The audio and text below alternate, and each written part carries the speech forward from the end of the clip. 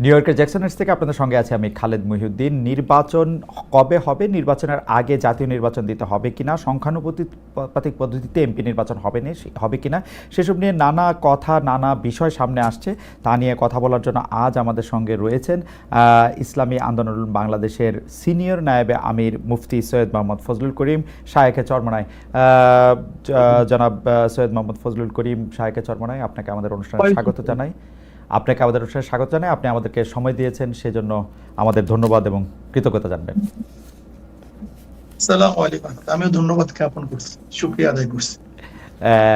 জি, আপনি আমাদের অনুষ্ঠানে আসবেন এই ঘোষণা যখন থেকে আমরা প্রচার করতে শুরু করেছি, তখন অগুন্তি দর্শক আগ্রহ প্রকাশ করেছেন, কেউ কেউ মন্তব্য করেছেন, কেউ কেউ আপনাকেও পরামর্শ দিয়েছেন মানে এই অনুষ্ঠানটি বর্জন করার বা কঠিন প্রশ্নের মুখে আপনাকে পড়তে হবে, সেই জন্য আপনি যাতে এই অনুষ্ঠানটিতে না আসেন। আপনি বর্জন করেননি, সেই জন্য আমাদের ধন্যবাদ জানবেন। কিন্তু আপনার সঙ্গে যৌক্তিক আলোচনা করা যাবে তো?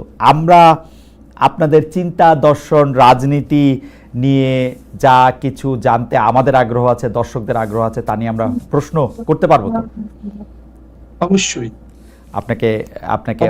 আপনাকে অনেক ধন্যবাদ।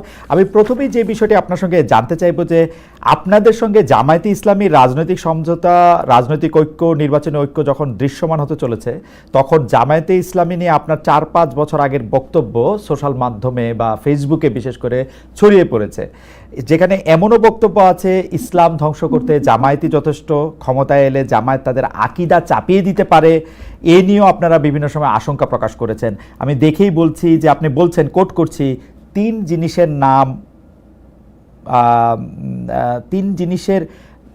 জিনিস অর্থাৎ শিবির, বেয়াদব, তিন জিনিসের নাম শিবির, বেয়াদব, বেআমল এবং উচ্ছৃঙ্খল। এই তিন জিনিসের সমন্বয়ে শিবির হয়।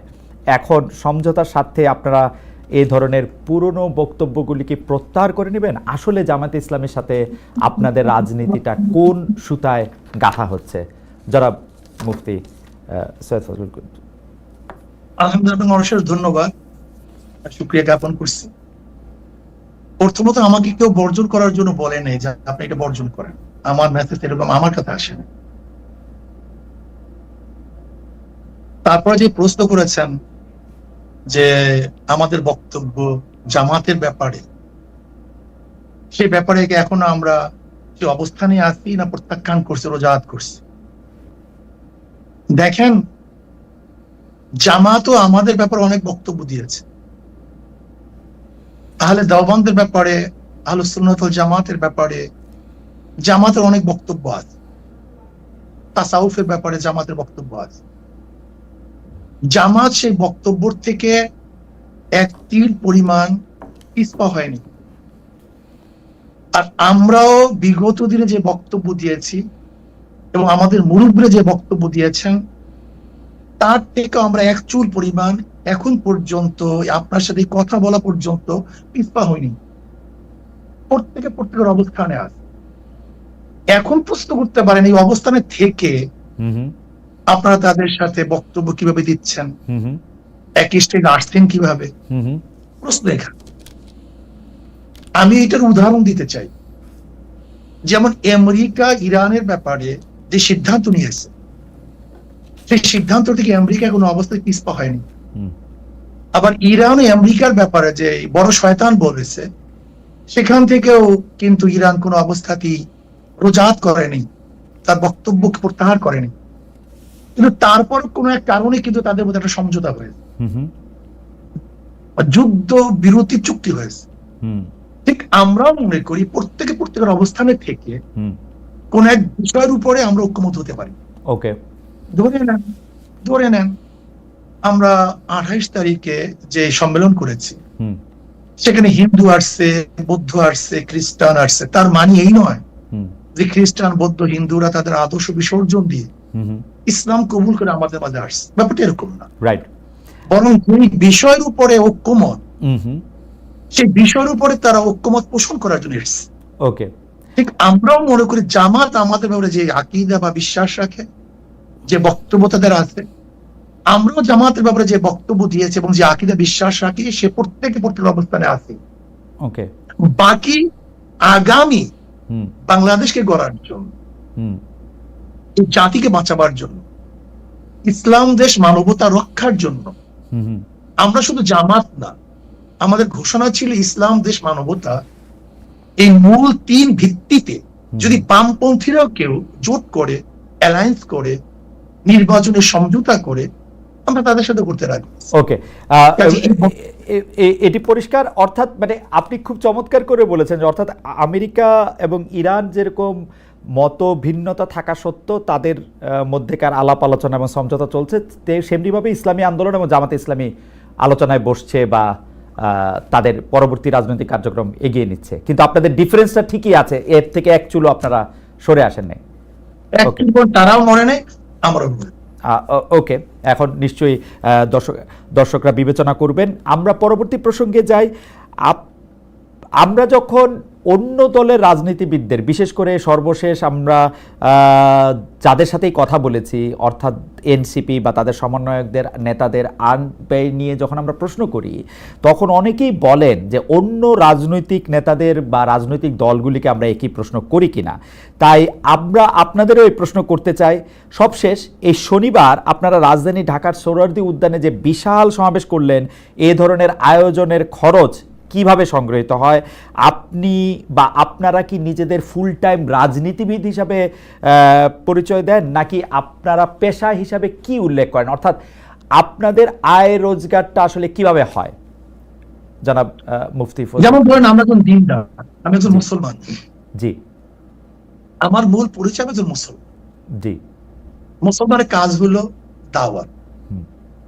কাদের মাঝে দাওয়াত দেবো? ফিজাতিন নাস, গোটা মানবের কাছে দাওয়াত দেওয়া আমাদের দায়িত্ব। এক কথা, যেহেতু আমি মুসলমান, ইসলাম পালন করা আমার দায়িত্ব। ইসলামের মধ্যে যাহা কিছু আছে সবকিছু আমি পালন করবো। নামাজ আছে, রোজা আছে, হজ আছে, যাকাত আছে, কলেমা আছে, ইসলামকে প্রতিষ্ঠিত করার ব্যবস্থা আছে, মানুষকে সেবা করা, অন্যায়ের মোকাবেলা করা, ন্যায়কে প্রতিষ্ঠিত করা। অর্থাৎ ইসলামের মধ্যে যতগুলি কাজ আছে সমস্ত কাজগুলি আঞ্জাম দেয় একজন মুসলমানের কাজ। সেই হিসাবে আপনি আমাকে মুসলমান বলতে পারেন। মুসলমানদের মধ্যে ব্যবসা আছে, বাণিজ্য আছে। যেমন আমি একজন ব্যবসায়ী, আমার ফাইজান কোম্পানি আছে, আমার নিজে বিক্রি আছে।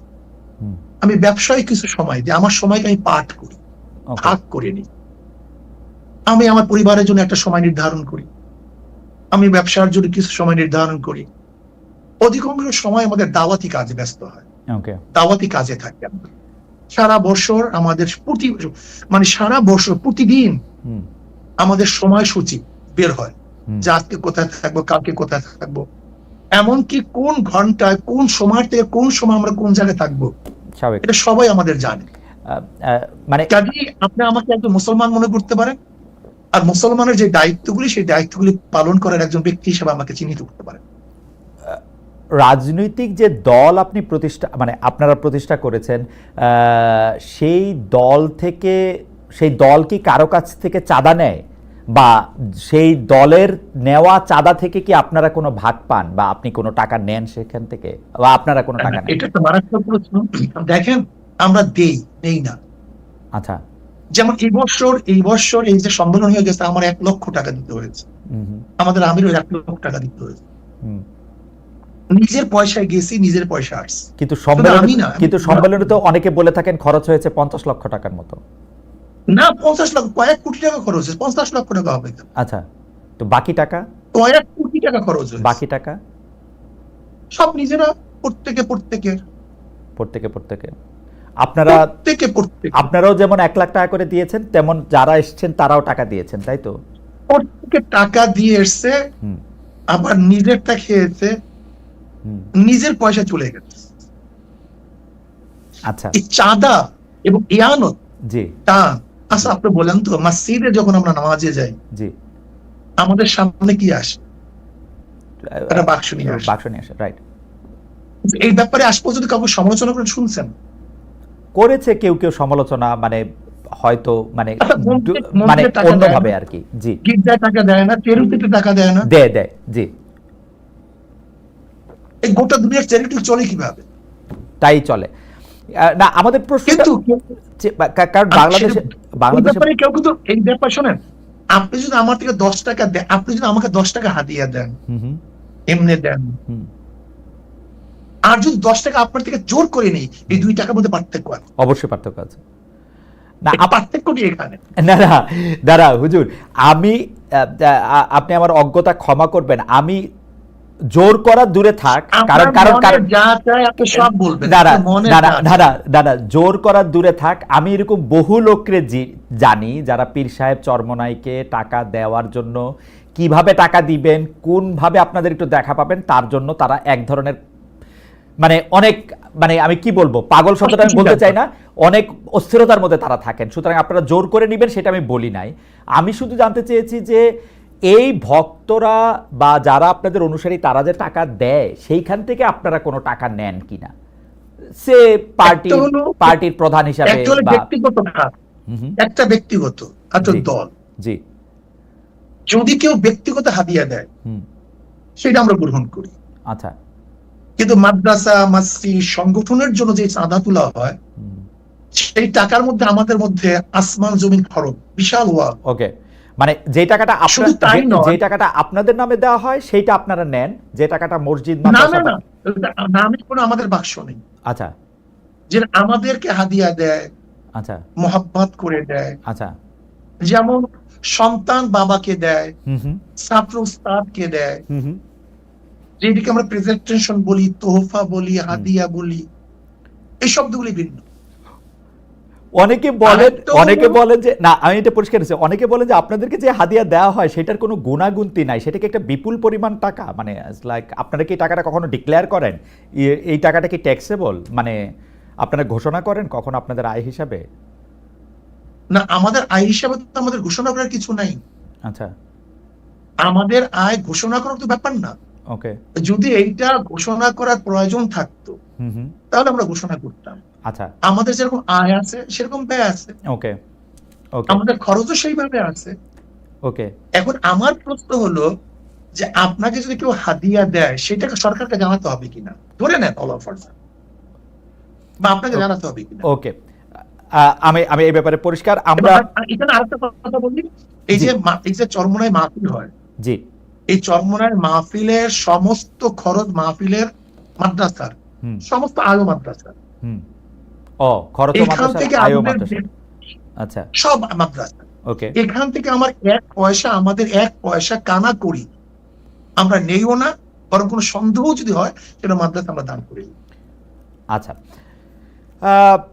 পরের প্রসঙ্গে আসি। 5 আগস্টে পট পরিবর্তনের পরে অনেকেই পরিবারতন্ত্রের বিরুদ্ধে সোচ্চার, কারণ তারা মনে করছেন ফেসিবাদ কায়েমের পেছনে পরিবারতন্ত্রের ভূমিকা রয়েছে।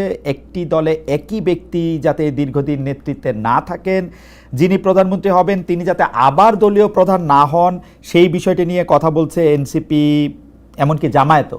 বিএনপিও একরকম স্বীকার করে নিয়েছে 10 বছরের বেশি কেউ প্রধানমন্ত্রী হবে না।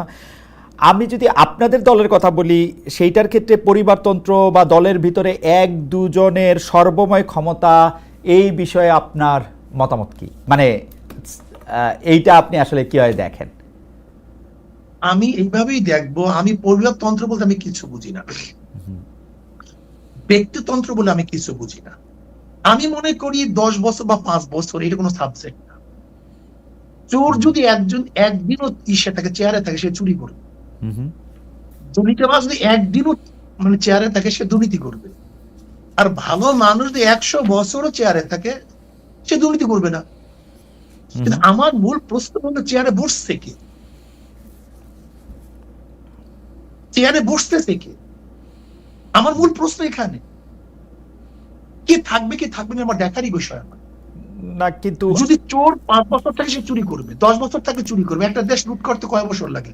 যদি চোর থাকে 5 বছর যথেষ্ট, 10 বছর আপনি সময় দেবেন কেন? কিন্তু আপনি ব্যক্তির উপর গুরুত্ব দিচ্ছেন, কিন্তু ব্যক্তি তো আসলে আমরা যদি প্রতিষ্ঠান গড়ে না তুলতে পারি, ব্যক্তি তো নিজেও পরিবর্তন হয়, আবার ব্যক্তিরও আয়ু সীমাবদ্ধ, মানে আমরা তো এই পৃথিবীতে কেউই চিরকাল বেঁচে থাকবো না। তো সুতরাং একটা ব্যক্তির উপর নির্ভর করে তো একটা সিস্টেম চলতে কি পারে? আসলে না, পারা উচিত। আবার আমরা এটাও শুনছি মানুষ যখন অনেক সিস্টেম চলে না, আদর্শের উপর চলবে। কিসের নীতির উপর, নীতির কাঠামোর উপর। আচ্ছা, নীতিমালা যেমন আচ্ছা। ইসলাম আপনাকে বাইন্ডিংস দিছে, তুমি কতটুকু করতে পারবে কতটুকু করতে পারবে না। ইসলাম কি বলছে, ওয়াশাবিরুম ফিল আমর ফাইযা আযামতা ফাতাওয়াক্কাল আলাল্লাহ, মশওয়ারা ভিত্তিক কাজ করতে হবে, পরামর্শ ভিত্তিতে কাজ করতে হবে। কিন্তু যদি পরামর্শ ভিত্তিতে আমরা কাজ করি তাহলে কোনো সমস্যা থাকার কিছু না। কিন্তু ডিক্টেটরশিপ যদি আমরা করি, চাপিয়ে দেই, এইটাকে বলা হয় ব্যক্তিতন্ত্র। ইসলাম তন্ত্র হলো সবাইকে নিয়ে কাজ করা, সবাই মশওয়ারা ভিত্তিতে কাজ করা। কিন্তু শায়ক, যদি মশওয়ারার কিন্তু শায়ক, আপনি যখন ইসলামের কথা বলেন তখন আমরা যারা সাধারণ মানুষ আছি তারা কোথায় একটু চমকায় যায়।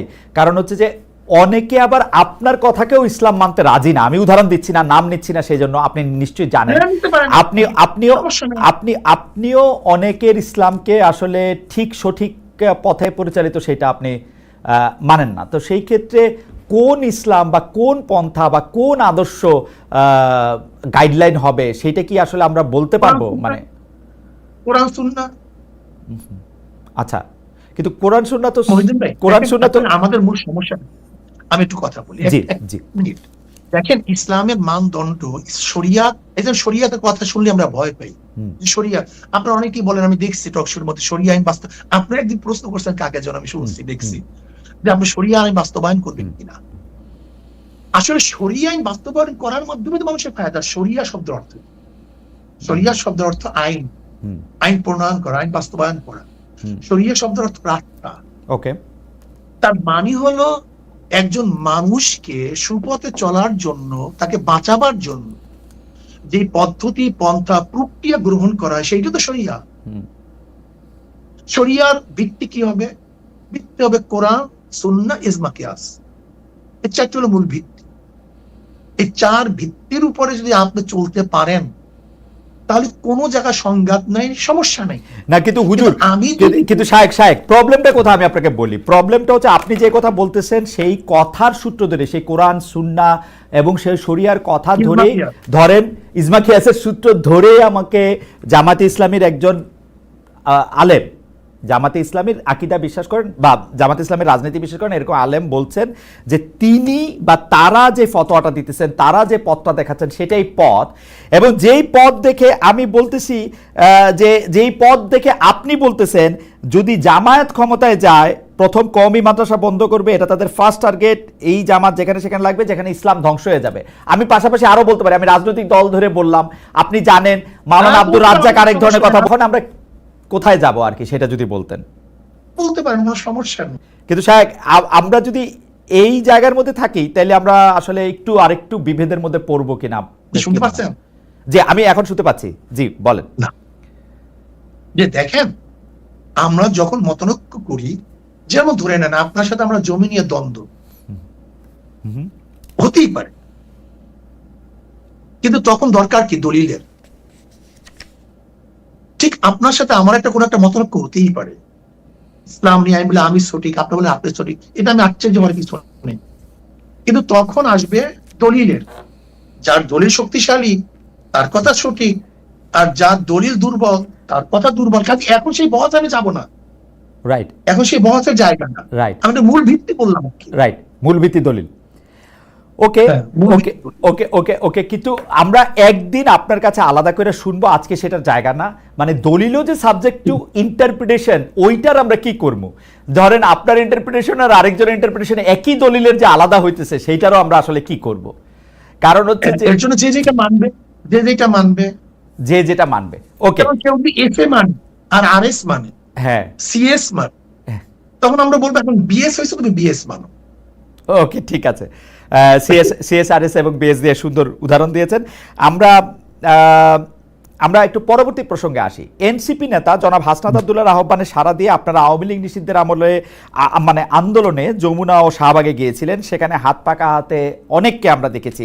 সরকার আওয়ামী লীগের কার্যক্রম নিষিদ্ধও করেছে, কিন্তু এরপর থেকে সোশ্যাল মিডিয়ায় অনেকে আলোচনা করছেন, আমাদের ঘোষণায় অনেকে মন্তব্য করেছেন ইসলামী আন্দোলন বাংলাদেশ গত 15 বছরের সুবিধাভোগী, অর্থাৎ আপনারা গত 15 বছরে সুবিধা নিয়েছেন। বিএনপি জামাত বর্জন করেছে এমন কিছু স্থানীয় নির্বাচনে আপনারা অংশ নিয়েছেন। আপনাদের অনুষ্ঠানে সাবেক তথ্যমন্ত্রী যাকে আসলে নানা মানে পররাষ্ট্রমন্ত্রীও বটে, যাকে নানা অভিধায় অভিহিত করা হয়, সেই ডক্টর হাসান মাহমুদের মতো প্রভাবশালী বিতর্কিত আওয়ামী লীগ নেতার পুরনো ভিডিও এখনো আমরা দেখতে পাচ্ছি, যেখানে তারা আপনাদের সঙ্গে বসে আছেন। কেউ কেউ এমন মন্তব্য করছেন, যখন যারা ক্ষমতায় থাকে আপনারা তাদের সঙ্গে তাল মিলিয়ে চলেন। একটু আপনার মন্তব্য শুনবো। এইটা ভুল বলছেন। যখন যারা ক্ষমতায় থাকে ইসলামী আন্দোলন তাদের সমস্ত সমস্যাগুলি, দুর্নীতিগুলি তুলে ধরে, এটা বলতে পারেন। আচ্ছা, আপনি কি দেখেছেন সেখানে শুধু হাসান মাহমুদকে, সেখানে কি বুলু সাহেবকে দেখেন নাই? দেখছি, আমার পাশে দেখছি। তো সেটা বললেন না কেন? না, বুলু সাহেবকেও দেখছি, হাসান আমার স্বরাষ্ট্রমন্ত্রীর সাথে জি আপনি বলেন, আপনি শেষ করেন, তারপর আমি বলবো। আমি শেষ করি। আপনার হাসান মাহমুদ সাহেবের সাথে আমার বক্তব্য হিসাবে মানে আমাদেরকে বসতে দেখছেন, কিন্তু তারপরে আমি যখন বক্তব্য দিয়েছি তখন যে এই বক্তব্য দিয়েছিলাম সেটা তো তুলে ধরলেন না। ওই একই স্টেজ আপনি দেখুন সেই বক্তব্য, যে আপনারা বিএনপি বলছেন আমরা এইটা করছি, আওয়ামী লীগ বলছেন আমরা এইটা করছি, কিন্তু কে কত দুর্নীতি করছেন সেটা তো বললেন না। ওই স্টেজে বক্তৃতা দিয়েছি, আপনি শোনেন সেই বক্তৃতা।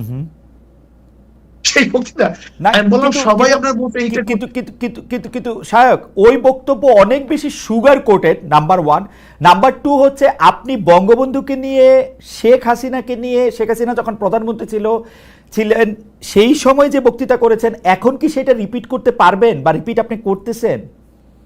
শেখ হাসিনাকে নিয়ে আমি কোন তারিফমূলক কোন বক্তৃতা করি? শেখ হাসিনাকে নিয়ে কোনদিন প্রশংসামূলক? বঙ্গবন্ধুকে নিয়ে, শেখ সাহেবকে নিয়ে কেন বক্তৃতা করেছি? এটাকে এখন করবেন কিনা আবার? 100 বার। শোনেন কেন করব সেটা আমি বলি। আমি বললাম না আমি কোন জিনিস রোজাত করি নাই, তো কোন জিনিস রোজাত করিনি। ওকে। যখন শেখ সাহেবের মূর্তি টানানো হয়েছিল তখন আমি কি বক্তৃতা করেছিলাম, যে 72 বছর পরে যদি লেনিনের মূর্তি ক্যারিয়ান দিয়ে তুলে সাগরে ফেলে দেয় তাহলে আজকে হোক কালকে হোক এই বুড়িগঙ্গা এই মূর্তিকে ফেলানো হবে। এই বক্তৃতা আমার, আমি শুনছি না, আমি জানি না, এবং সেইটা দেখছি।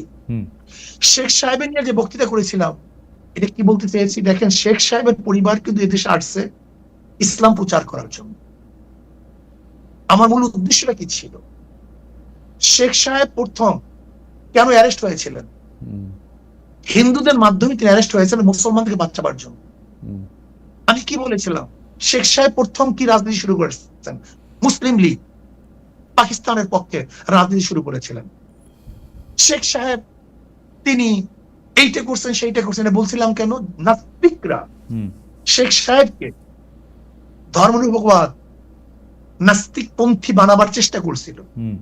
আমি আওয়ামী লীগকে তখন স্মরণ করে দিতে চাই, মূল ভুলবেন না, এদের পরিবার ছিল ইসলামের দাওয়াতে, কিন্তু সেখান থেকে ভেঙে যদি তারা নাস্তিকতাবাদ ধর্মনিরপেক্ষতা চাপিয়ে দেয়, তার মানে নিজের সাথে সে আত্মঘাতী করছে। ওই সময় শেখ হাসিনাকেও আপনি তারিফ করেছিলেন ওই একই বক্তব্যে, আপনি একই লাইনে বলেছিলেন যে শেখ হাসিনাও সেই বাবারই উত্তরাধিকার। আমার যদ্দূর মনে পড়ে, আমি একটু আগে শুনেছি, এবং তিনিও একই রকম ভালো মুসলমান, তিনি ভালো কাজ করছেন। এটা বলিনি, আমি বলছি সেই পরিবারে, ওকে, আমি তার পরিবারকে ইঙ্গিত করে তাকে সজাগ করতে চেয়েছি যে আপনার বাবা দাদি দেখলে মুসলমান, তারা পীর ছিলেন, তারা দাওয়াত দিয়ে এসেছেন, আপনি ইসলামের খেলাফ, ইসলামের বিরোধী কোনো কাজ করতে পারেন না। যেরকম কোন ছেলেকে কেউ যদি সতর্ক করায় তখন তার বাপ দাদার কথা বলে, তোমার বাবা এরকম ছিল, দাদা এরকম ছিল, ওকে, তুমি এই কাজ করতে পারো না। আমার এটি উদ্দেশ্য ছিল। কিন্তু শায়ক, আপনি correct me if I am রং, আপনি কি ওই সময় সাবেক প্রধানমন্ত্রী সরকারের, শেখ হাসিনা সরকারের এই 3টা খারাপ নির্বাচন, সীমাহীন দুর্নীতি, এগুলি নিয়ে আসলে কোনো এরকম একটা অবস্থান নিয়েছিলেন যেটা আপনার শক্তি দিয়ে আপনি আসলে নিতে পারতেন? আজকে আপনারা যে অবস্থা দেখেন, এমন কোনো বক্তব্য নাই যে বক্তব্যে শেখ হাসিনার এবং তার 14 গোষ্ঠী এই মন্ত্রী পরিষদের আওয়ামী লীগের দুর্নীতি তুলে ধরি নাই, এমন কোন বক্তব্য আমার ছিল। আমার একটা রিডিং হইলো আপনারা সেই সময় প্রধান শত্রু হিসাবে গণ্য করতেন হচ্ছেন জামায়াতে ইসলামীকে, তারপরে আওয়ামী লীগের মন্ত্রীদের কিছু দুর্নীতির কথা আপনি বলতেন, কিন্তু বাংলাদেশের যে মানুষের উন্নয়ন, বাংলাদেশের মানুষের সুবিধা, সেগুলির কথাও বলতেন। তার ফলে সরকার, মানে সেই সময়কার সরকার একরকম খুশিই হতো পীর সাহেব চরমনায়ের উপর বা শায়েকে চরমনায়ের উপর, যে তারা আসলে আমাদের পক্ষেই থাকছেন। মানে আমার রিডিং আর কি ওই সময়কার ব্যাপারে। না, সেই রিডিংটা কেন আপনার মধ্যে অনুভূতি কেন হয়েছিল? কারণ আপনারা জামায়াতের খুব সমালোচনা করছেন, তারপরে হচ্ছে সরকার প্রধানের সমালোচনা আপনারা সরাসরি করতেছেন না, দুই একজন মন্ত্রী বা দুই একটা ঘটনার কথা বলে বলতেছেন। না, আমার মনে হয় আপনার কাছে এটা দৃষ্টিগোচর হয়নি। আমার মনে হয় আচ্ছা ঠিক আছে, আমি আবার চেক করব না, কিন্তু আমি শুধু একটা শুনে আবার চেক করব একটা বক্তব্য। জি, আমি পল্টনে ওই স্যার আপনার সরোয়ার দিতে বলেছিলাম যে শেখ হাসিনা, আপনি শুনে সে বক্তব্য, জি, আমি শুধু একটা এরকম 50টা বক্তব্য দিতে পারবো জি, যে শেখ হাসিনা আপনাকে ভারত বাঁচাতে পারবে না, আপনাকে বাঁচাতে পারবে না, আপনাকে পুলিশ মিলিটারি আপনাকে বাঁচাতে পারবে না, আপনাকে ভারতে অবশ্যই ভাবতে হবে। সে বক্তৃতা শুনিয়েন আপনি, অনেক আগের বক্তৃতা। আচ্ছা ঠিক আছে, এবং আপনি যদি বলে থাকেন সেটা আপনার, মানে শেখ হাসিনার দুর্নীতি বা শেখ হাসিনা এইরকম খারাপ 3টা নির্বাচন দিয়েছে, এটা যদি আপনি বলে থাকেন সেটা ঠিক আছে। আমার দর্শকরাও নিশ্চয়ই শুনেছেন, শুনবেন, আমিও শুনেছি সরকারের প্রতি আপনার সমালোচনা ছিল, কিন্তু সেইটা ছিল হচ্ছে 2 বা 3 নাম্বারে, 2 বা 3 নাম্বারে সরকারের প্রধানের প্রতি আপনি মাননীয় শায়েক সরকার প্রধানের প্রতি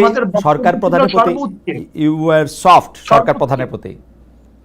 না, এটা ভুল, এটা ভুল, এই মেসেজ আপনার কাছে সম্পূর্ণ ভুল। আচ্ছা ঠিক আছে, ঠিক আছে, সম্পূর্ণ ভুল। আচ্ছা আমি পরবর্তী প্রশ্নে আসি। সরকার প্রধানের ব্যাপারে আমি যে মন্তব্য করেছি এরকম বক্তব্য আজ পর্যন্ত কেউ দেয়নি। আচ্ছা আমি একটু পরবর্তী প্রসঙ্গে আসি। সেইটা হচ্ছে যে এই শনিবার সোহরাওয়ার্দী উদ্যানে আপনাদের যে মহাসমাবেশ মঞ্চে জামাতের একাধিক নেতাকে আমরা দেখলাম, এনসিপির অন্যতম শীর্ষ নেতা আক্তার সাহেবকে দেখলাম, গণ অধিকারের নুরুল হক নূর সাহেবকে দেখলাম, কিন্তু বিএনপির কেউ সেখানে ছিলেন না। বিএনপিকে কি আপনারা দাওয়াত দেন নাই? আপনারা বিএনপি বিরোধী একটা বড় জোট করতে চাইছেন, এটাই কি আপনাদের উদ্দেশ্য? না, আমরা পিআর সিস্টেম নির্বাচন চাই।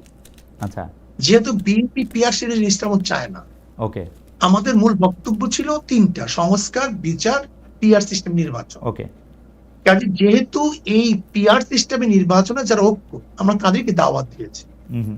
বিএনপি যদি ঐক্য ছিল না, এই জন্য দাওয়াত দিইনি। বিএনপি যদি আজও বলে আমরাও পিআর বিশ্বাসী, আমরা তাদেরকে দাওয়াত দেবো, ভবিষ্যতে সমস্যা নেই। আমাদের দর্শকদের উদ্দেশ্যে আপনার ভবিষ্যৎ দাওয়াত দেবেন সেটা ঠিক আছে, আমাদের দর্শকদের উদ্দেশ্যে আর আমার বোঝার জন্য একটু পিআর সিস্টেমে নির্বাচন কি আপনারা এখনকার সংসদে যেটি আছে বা পরবর্তী সংসদ নির্বাচনও তাই চাচ্ছেন, নাকি সেটা শুধু উচ্চ কক্ষের জন্য, আপার হাউসের জন্য পিআর সিস্টেম নির্বাচন? আচ্ছা ঠিক আছে, তাহলে এটা একটু বুঝানি।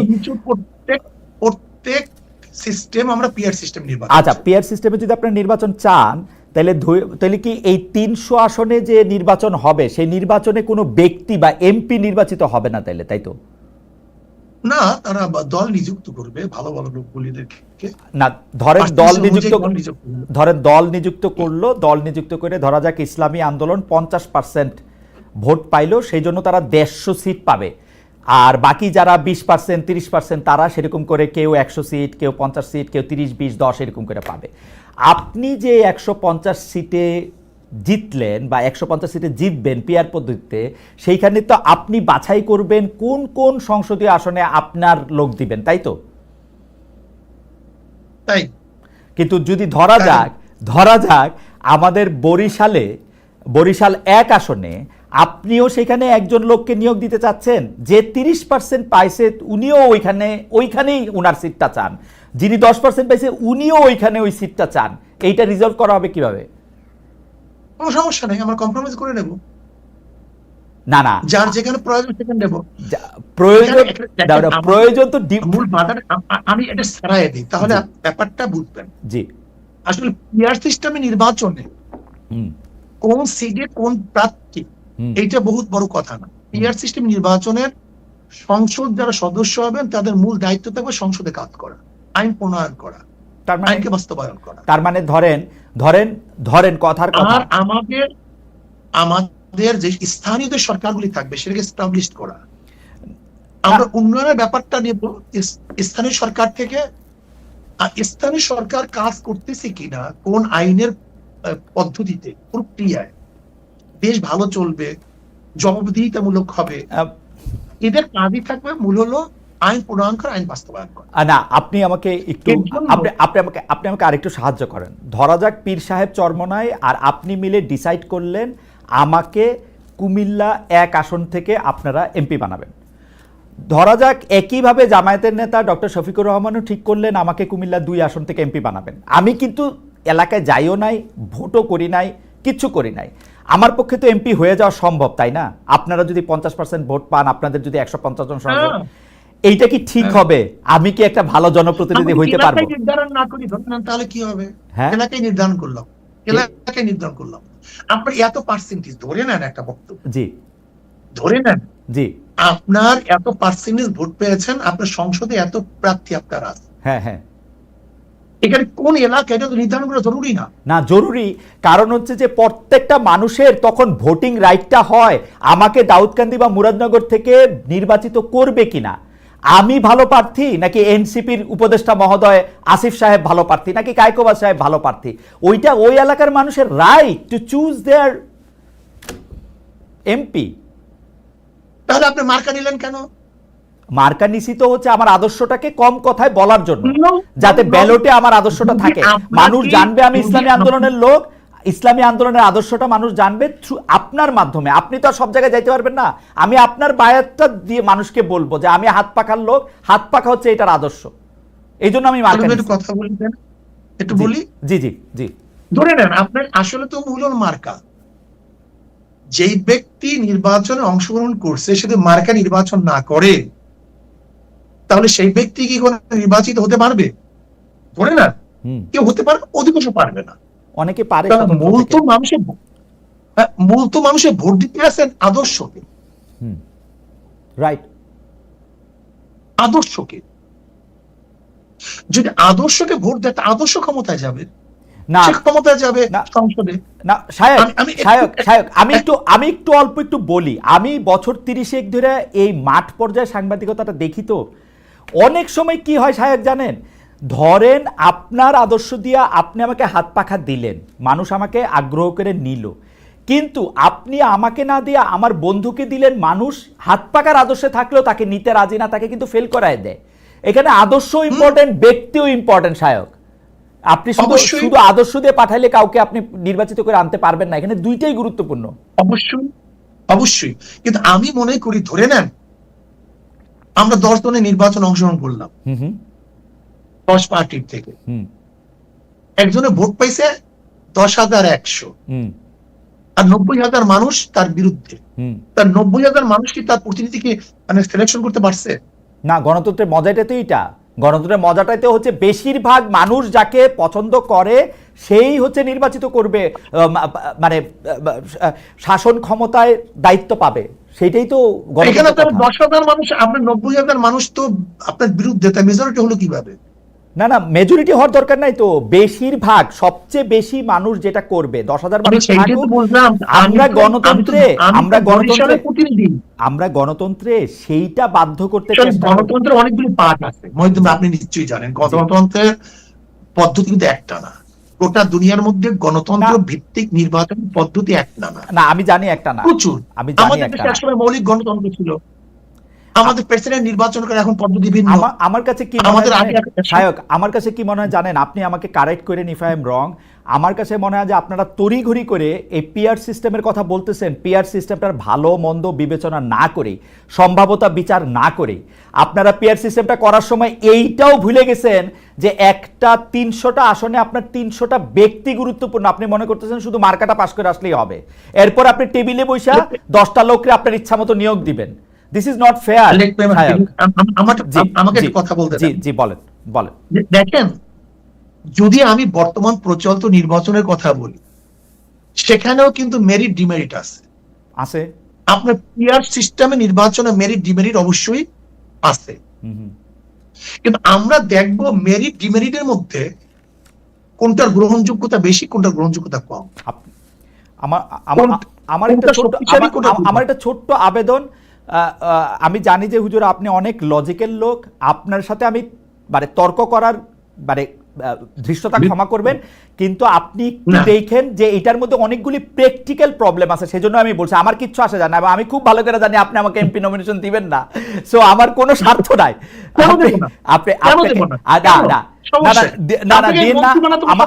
আমার চেয়ে অনেক মানে যোগ্য লোক আছে, তাদেরই দিয়েন, কিন্তু আপনি এটা দেখেন পরীক্ষা করে যে এটার মধ্যে আসলেই ঝামেলা আছে, আসলেই ঝামেলা।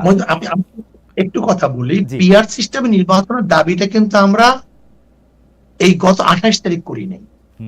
পিআর সিস্টেম নির্বাচনের দাবিটা কিন্তু আমরা 2008 থেকে শুরু করেছি। ওকে, আর দেখেন আপনি এবং আমি যেটা তর্ক করতেছি পিআর সিস্টেম নির্বাচনে কোনো স্বাভাবিক, প্রত্যেকের মত ভিন্ন থাকতেই পারে, এটা আমি কোনো আপসেট না, প্রত্যেকের মত ভিন্ন থাকতে পারে, বরং মত ভিন্ন থাকার মধ্যে তো মজা। কিন্তু আমি একটা কথা মনে করি, 170টা দেশের মধ্যে 91টা দেশে পিআর সিস্টেম নির্বাচন। দেখেন আমাদের দেশে প্রেক্ষাপট, এখানে নমিনেশন মানে এখানে চোর ডাকাত বদমাশরা সে নির্বাচিত হয়, এখানে আমরা নির্বাচনে ইনভেস্ট করি না। হুজুর আমি আপনার সাথে একদম একমত, কিন্তু আপনি একটু পরীক্ষা করে দেখবেন এই 170টা দেশের মধ্যে যে 91টা দেশে পিআর সিস্টেমে ইলেকশন হয়, সে তারা পিআর সিস্টেমে ইলেক্টেড বডিটা পার্লামেন্টারি প্রসেসের কিনা, তা হয়তো না প্রেসিডেন্টের ক্ষেত্রে। যেমন আমি জার্মানির কথা বলি, জার্মানির পিআর সিস্টেম কিন্তু পিআর সিস্টেম হলো এটা অসম্ভব জটিল, আমি একদিন আপনার সাথে এটা নিয়ে আলোচনা করবো না, এটা পিআর সিস্টেম আসলে কিরকম, ফ্রান্সের পিআর সিস্টেমটা কিরকম সেইটা আলাদা একটা জটিল, এটা লাগাতার এরকম বললেই হবে না যে এটা পিআর সিস্টেম। হাওয়েভার আমাদের অনেকগুলি প্রসঙ্গ রয়েছে হুজুর, আপনি আমার শুধু আবেদন, খালিদ ভাই আমি তো এর জন্যই বলেছি যে ডেমোক্রেসির পদ্ধতিটা কিন্তু গোটা দুনিয়ার মধ্যে এক, আমি সেটাই বলেছি। অ্যাবসলিউটলি আমার শুধু আবেদন আপনি নিজে, আমার আবেদন আপনার কাছে, কারণ আপনাকে তো সবসময় পাবো না, আপনি নিজে যে পিআর সিস্টেমটার কথা আপনি বলছেন সেটা একটু পরীক্ষা করে দেখেন, আমার আর কোনো আবেদন নাই, এটা জাস্ট আমার একটা আবেদন। পরীক্ষা আমি ভালো মনে করছি দেখে কিন্তু বক্তৃতা করেছি। আচ্ছা, পরীক্ষা আপনি অলরেডি করে ফেলছেন, ঠিক আছে, থ্যাংক ইউ। আমরা আসছি পরবর্তী প্রসঙ্গে, সেটি হচ্ছে যে আমরা দর্শকদের কাছে জানতে চেয়েছিলাম যে সংস্কার ছাড়া জাতীয় নির্বাচন হলে তা বর্জনও করতে পারে এনসিপি, বলছেন দলটির সদস্য সচিব আক্তার হোসেন। দর্শক এই অবস্থানকে আপনারা, প্রিয় দর্শক এই অবস্থানকে আপনারা সমর্থন করেন কিনা? শতকরা 77% দর্শক এই অবস্থানকে সমর্থন করছেন, শতকরা 23% দর্শক এই অবস্থানকে সমর্থন করছেন না, 54,000 দর্শক এখানে ভোট দিয়েছেন। আমরা শায়েখে চরমনায় আছেন আমাদের সঙ্গে সৈয়দ মোহাম্মদ ফজলুল করিম। সৈয়দ মোহাম্মদ ফজলুল করিমকে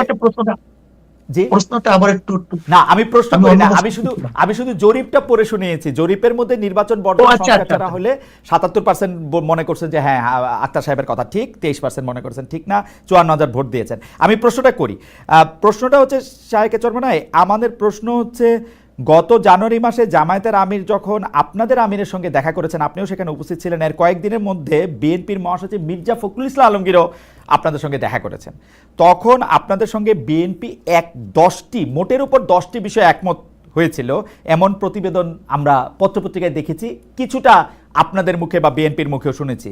এর মধ্যে ছিল ফেসিবাদ বিরোধী শক্তিগুলি একে অপরের বিরুদ্ধে আঘাত করে কথা বলবে না, কিন্তু আপনার সাম্প্রতিক অনেক বক্তব্যে বিএনপির কঠোর সমালোচনা মানে নিন্দা মন্দ আমরা দেখতে পাচ্ছি।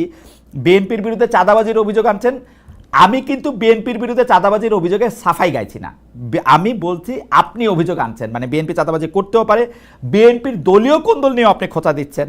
আপনি বলছেন বিএনপির হাতে দেশ নিরাপদ নয়, জিয়াউর রহমানের আদর্শ দেশের মানুষ দেখতে চায় না, আপনি এটাও বলেছেন।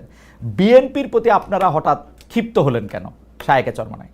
না দেখেন, বিএনপির উপরে আমি ক্ষিপ্ত হইনি, জনগণ ক্ষিপ্ত হয়েছে, আমি যেহেতু জনগণের মুখপাত্র হিসেবে সেটা ব্যক্ত করি। দেখেন আচ্ছা, আসলে মূল প্রবলেমটা কোথায়? আমরা একই সাথে আন্দোলন করেছিলাম দেশকে গড়ার জন্য, মানুষকে শান্তি দেওয়ার জন্য, মুক্তি দেওয়ার জন্য। জিয়াউর রহমান সাহেব আদর্শ নিয়ে তারা বক্তব্য দেয়, জিয়াউর রহমান সাহেব এই ছিলেন সেই ছিলেন, এই সেদিকে একজন বক্তব্য শুনলাম, আমি বলেছি জিয়াউর রহমান সাহেবের আদর্শ নিয়ে বক্তৃতা দেন, আর আপনারা যদি এই কাজ করেন তাহলে জিয়াউর রহমান আদর্শ কেউ মানবে? কথা ঠিক না? আমরা খুনের বিরুদ্ধে আন্দোলন করেছি, আপনারা নিজেরা যদি খুন করেন তাহলে আপনাদের বক্তব্য কেউ শুনবে? আপনারা চাঁদার বিরুদ্ধে আন্দোলন করেছে, এখন আপনারা যদি চাঁদা তুলেন তাহলে আপনাদের কেউ ক্ষমতায় নিবে? দেখেন আমাদের মূল কাজটা কি, রাজনীতি কেন করি খালিদ ভাই? হ্যাঁ। রাজনীতি করে মানুষকে শান্তি দেওয়ার জন্য, মুক্তি দেওয়ার জন্য, মানুষ অধিকারকে প্রতিষ্ঠিত করার জন্য। কে কিসের জন্য করে জানি না, আমি তো এর জন্য। আমি চাই মানুষ জুলুম, নির্যাতন, অপহরণ, ধর্ষণ, সে আয়নাগর এই বাংলাদেশে আর দ্বিতীয়বার তৈরি না হোক, নির্বাচনে মানুষ হত্যা না হোক। আমার মা, আজকে আপনি খবর দেন, আজকে চাঁদা নেওয়া দেওয়ার কারণে স্বামীকে বেধড়ক ভাবে মেরে তার সামনে তার স্ত্রীকে ধর্ষণ করেছে। আজকের খবর, বিএনপির লোকজন করেছে। আজকের খবর দেখেন আপনি, না আপনি কি বলবেন? এটা তো বিএনপির লোকজন বলতে এটা তো আর বিএনপির দলীয় অবস্থান নিশ্চয়ই না। আজকে যদি আপনার চরমনায়ের এত ভক্ত, এর মধ্যে কেউ একজন যদি কোনো একটা দুষ্কর্মে নিয়োজিত হন, সেটার জন্য তার মুফতি সৈয়দ ফজলুল করিমকে আসলে দোষ দেওয়া যাবে না। মানে আমি সাধারণভাবে বলবেন চরমনায় ভক্তরা করছে, এটা তো ফেরানো যাবে না। হ্যাঁ, চরমনায় ওলারা করছে, এটা তো ফেরানো যাবে না। না, চরমনায়ের ওরা করছে সেটা বলা যাবে, কিন্তু এটার জন্য নাম্বার দুই খালিদ ভাই, এখানে আমি একটা কনসেপ্ট আমি ক্লিয়ার না করলে হবে না। কনসেপ্ট একেবারে ক্লিয়ার করতে হবে। আমাকে একজন বলেছেন যে হুজুর তারা তো এরকম করতেছে, এটা করতেছে, তারা প্রতিবাদ করতেছে, শাস্তি দিতে আছে। আমি বললাম দেখো, কয়লার কোন অংশ তুমি পরিষ্কার করলে সে পরিষ্কার হবে? তাদের সিস্টেমটাই তো চাঁদাবাজি।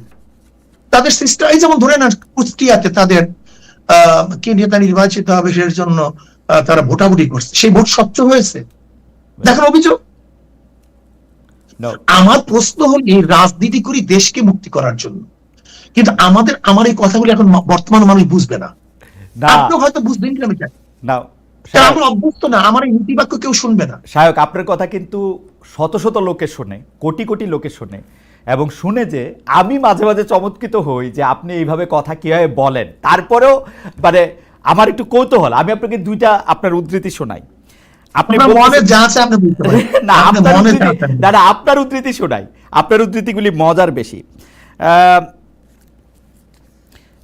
আপনি বলতেছেন জামায়াত লাগছে আলিয়া মাদ্রাসার মধ্যে, আলিয়া শেষ। জামায়াত লাগছে ইত্তেহাদুল উম্মার মধ্যে, সেটাও শেষ।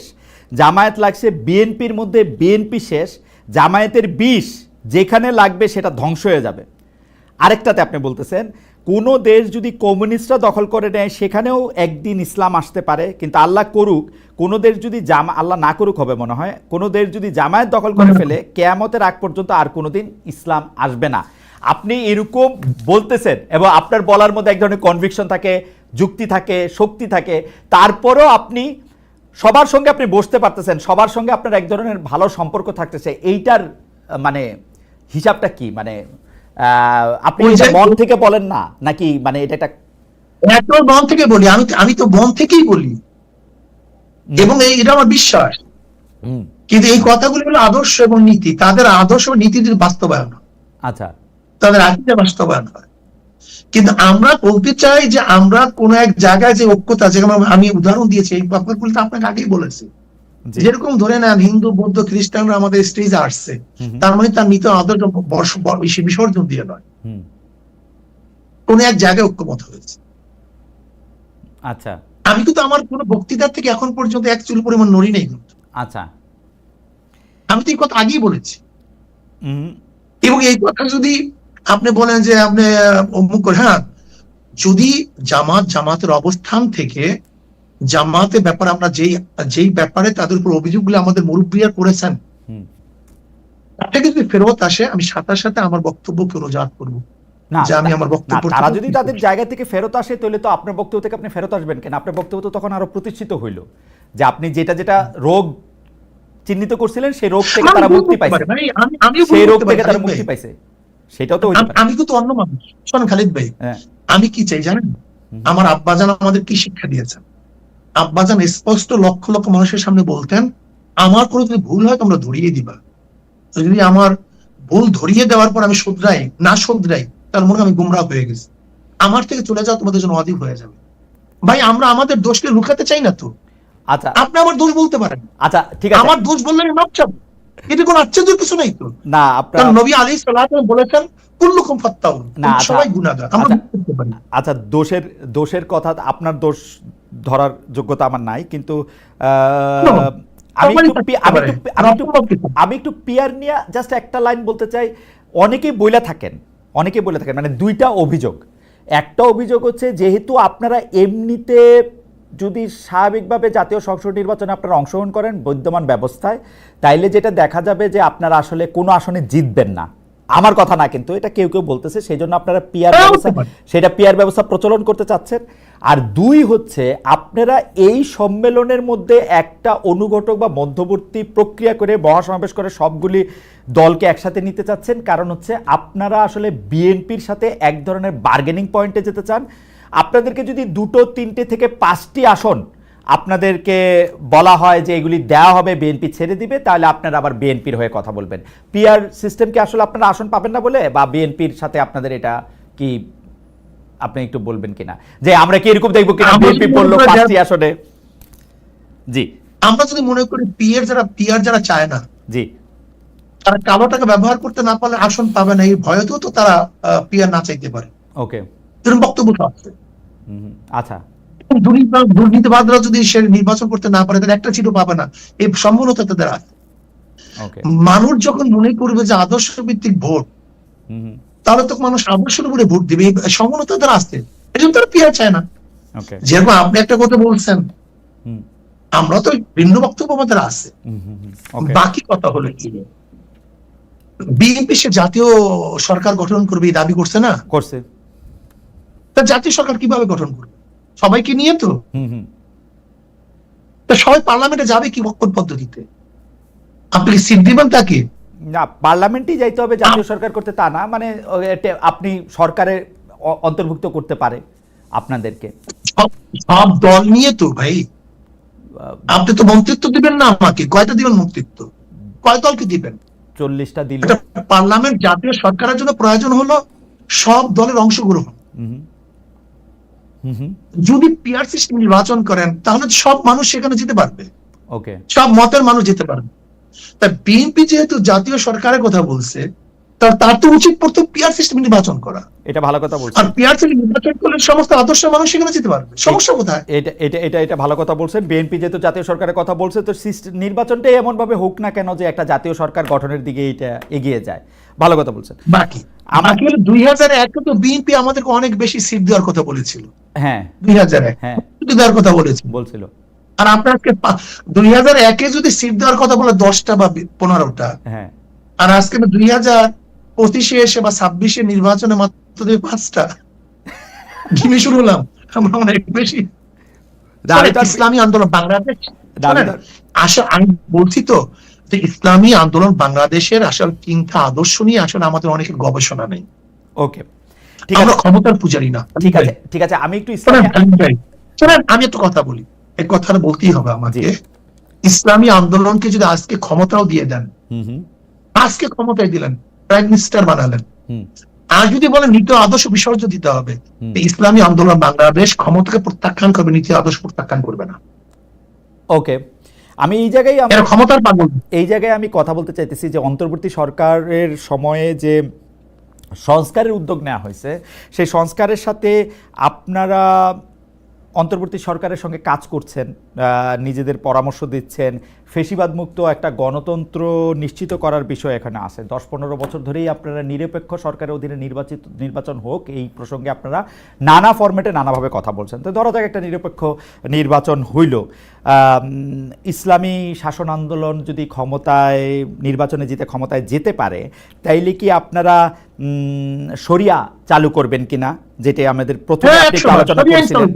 এবং একেবারে কোনো ধুমরুজাল নাই, কোন এর মধ্যে লুকোচুরি বলতে কিছু নেই, শরিয়া আইন বাস্তবায়ন করুন। তার মানে তো শরিয়া আইন বাস্তবায়নের মাধ্যমে তার মানে একটা খেলাফত সৃষ্টি চালু হবে, তাই তো?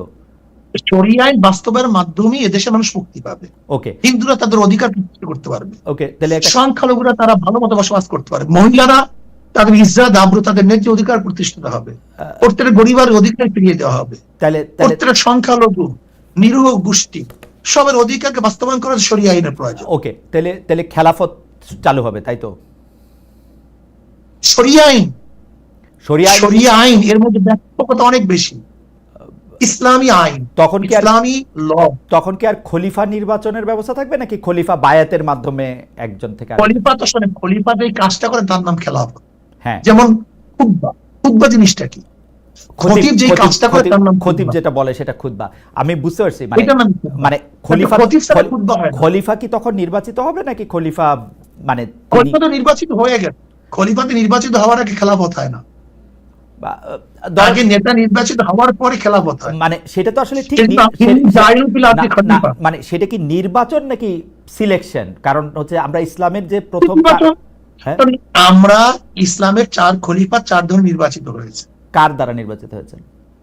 4 ধরনের নির্বাচিত হয়েছে, 4 ভাবে, 4 ধরনের, হ্যাঁ হ্যাঁ 4 ধরনের হ্যাঁ নির্বাচিত হয়েছে। রাইট।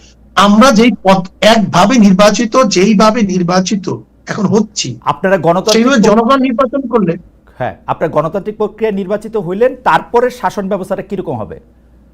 শোনেন, গণতন্ত্র এক জিনিস, নির্বাচন ভিন্ন জিনিস। খালিদ ভাই, গণতন্ত্র এক জিনিস, নির্বাচন আরেক জিনিস। নির্বাচন ভিন্ন জিনিস। নির্বাচন হল নেতা নির্বাচনের পদ্ধতি। নেতা সমাজতন্ত্রবাদীরা নির্বাচন করে না, করে। তাদের আদর্শ কি? সমাজতন্ত্র। গণতন্ত্র সমাজতন্ত্র কি এক জিনিস? না, তন্ত্র হিসেবে আলাদা। আলাদা। কিন্তু তার মানে হলো গণতান্ত্রিক হইতে হলেও নির্বাচন দরকার আছে, সমাজতান্ত্রিক হইতে হলেও নির্বাচন দরকার আছে, দুইটাই নির্বাচন দরকার আছে। তাহলে তার মানে কি? নির্বাচন হলো নেতা নির্বাচনের পদ্ধতি। ওকে, এটা কোনো দর্শন না, এটা আদর্শ না। ওকে, নির্বাচিত হওয়ার পরে তার আদর্শে অ্যাপ্লাই করবে। নির্বাচিত হওয়ার পরে, অর্থাৎ আমি আমি আমি আমি শুধু স্টেজটা বুঝতে চাইছি হুজুর, যে আপনি গণতান্ত্রিক ভাবে বা গণতন্ত্রের মধ্যে যে নির্বাচন ব্যবস্থাটা আছে, অনেক সংস্কার টস্কারের মাধ্যমে ওই নির্বাচন ব্যবস্থার মাধ্যমে আপনি এইভাবে বলতে পারেন আমাদের দেশে যে নির্বাচন আছে, এইভাবে বলতে পারেন। ওকে, আমাদের দেশে আপনি রাষ্ট্র ক্ষমতায় বা রাষ্ট্র ক্ষমতায় গেলেন বা শাসন ক্ষমতা একোয়ার করলেন, তারপরে আপনি শরিয়া চালু করবেন, তাই তো? ওই শরিয়া কি এখন অন্য পৃথিবীতে অন্য জায়গায় চালু আছে? এরকম কোন উদাহরণ কি আমরা দেখবো? মানে আমরা এরকম শরিয়া দেখতে চাই বা এরকম শরিয়া দেখতেছি, ধরেন এই পৃথিবীর অন্য কোন রাষ্ট্র? আমাদের শরিয়া, আমাদের দর্শন, হ্যাঁ আমাদের দর্শন, আমাদের শরিয়া, হ্যাঁ হ্যাঁ আমাদের কোরআন ও হাদিসের মধ্যে দেয়া আছে। এখনকার কোন রাষ্ট্র আছে কিনা? আমার মধ্যে দেখেন, এখনকার কোন রাষ্ট্র ব্যবস্থা আছে কিনা, এরকম রাষ্ট্র ব্যবস্থা আছে কিনা? এখন বিজ্ঞানের মধ্যে আপনারা দেখতে পারেন সেখানে শরিয়া অনেক বেশি। কার মধ্যে? আফগানিস্তানের মধ্যে। আফগানিস্তানের মধ্যে। আপনি আফগানিস্তানের মতো একটা বাংলাদেশ বানাতে চান? হ্যাঁ, বানাতে চাই। আর ইরানের মতো? দেখেন, ইরানের ব্যাপারটা হলো, যেখানে ইরানের যদি ভালো ভালো যে দর্শনগুলি আছে, ইরানের যে ভালো দর্শন, ওকে, যেটা শরিয়াতে সাংঘর্ষিক না। আমেরিকার যে ভালো দর্শন, শরিয়াতে সাংঘর্ষিক না। ইংল্যান্ডের কোনো ভালো দর্শন, শরিয়াতে সাংঘর্ষিক না। রাশিয়ার কোনো ভালো দর্শন, যেটা ইসলামের সাথে সাংঘর্ষিক না। এরকম জনগণের স্বার্থে। ওকে ওকে, তাহলে আমি মোরলেস মনে করতেছি যে আফগানিস্তানে এখন যে শরিয়া ভিত্তিক রাষ্ট্র ব্যবস্থা চালু আছে, আপনি বাংলাদেশে আপনারা যদি নির্বাচিত হন তো সেরকম একটা শরিয়া ভিত্তিক রাষ্ট্র ব্যবস্থা চালু করতে চান, তাই তো? বলতে পারেন, কোনো সন্দেহ নেই। ওকে, এই ক্ষেত্রে একটা প্রশ্ন চলে আসে, এখন আপনি প্রশ্ন করতে পারেন সেখানে কোনো সমস্যা হবে কিনা, সেই প্রশ্নগুলো স্পেসিফিক করতে পারেন। হ্যাঁ, আমি স্পেসিফিক, তাহলে এই প্রশ্ন আমি স্পেসিফিকই করি যে আপনারা মানে প্রসঙ্গটা আইনা করি আর কি, আপনারা নারী বিষয়ক সংস্কার কমিশনের ঘোর বিরোধী। আপনাদের সমাবেশ থেকে এই কমিশনকে ডাস্টবিনে নিক্ষেপ করার দাবি করা হয়েছে। আপনারা বলেছেন নারী কমিশন প্রতিটি পৃষ্ঠায় ধর্মের অবমাননা করা হয়েছে, এর সঙ্গে সংশ্লিষ্টদের আইনের আওতায় আনা হবে, ঢাকায় তাদের প্রকাশ্যে বিচার করতে হবে, যেন ভবিষ্যতে, হ্যাঁ, যেন ভবিষ্যতে এমন কেউ এমন প্রস্তাব দেওয়ার সাহস না পায়। এই নারী কমিশনের রিপোর্ট নিয়ে ডক্টর মোহাম্মদ ইউনূস অনেক উচ্ছ্বাস প্রকাশ করেছিলেন। আপনি কি মনে করেন তাকেও শাস্তির আওতায় আনা উচিত কিনা? এটা হচ্ছে প্রথম প্রশ্ন। 2 হচ্ছে নারীদের অধিকারের ক্ষেত্রে আপনি আফগানিস্তানের উদাহরণ দিয়েছেন, যেহেতু সেহেতু আমি বলতেছি যে আফগানিস্তানে মেয়েরা কাজ করতে পারে না, পড়ালেখা করতে পারে না, ইন্ডিপেন্ডেন্ট অনেক কাজ করতে পারে না, বরং সৌদি আরবে অনেক সহজে করতে পারে। আপনারা কোনটা নিতে চান? বা এবং ইরানে অনেক মেয়েরা অনেক কাজ করে, আরব দেশে, মালয়েশিয়া তো তাই। জি খালিদ ভাই, জি, আপনার নারী বলতেন কোন নারী মনে করেন? আমাদের দেশে বেদের সম্প্রদায়ের নারী মনে করেন, না চেয়েছিলাম হেচ্ছা হয়ে গেলাম বেশ্যা, এদের বাস্তবায়ন করতে চান? না তসলিমার দর্শন বাস্তবায়ন করতে চান? না সুফিয়া কামালের দর্শন বাস্তবায়ন করতে চান? আমি নারী পুরুষের সমান অধিকার চাই। আমি নারী পুরুষের সমান অধিকার চাই, মানুষ হিসাবে নারী এবং পুরুষের সমান অধিকার। আমি কথা বলতে দেন ভাই। জি, আমি আগে আপনি আমাকে প্রশ্ন করলেন, সেজন্য আমি বললাম আর কি। না, ঠিক আছে, আমি সেই প্রশ্নের জবাব দেব।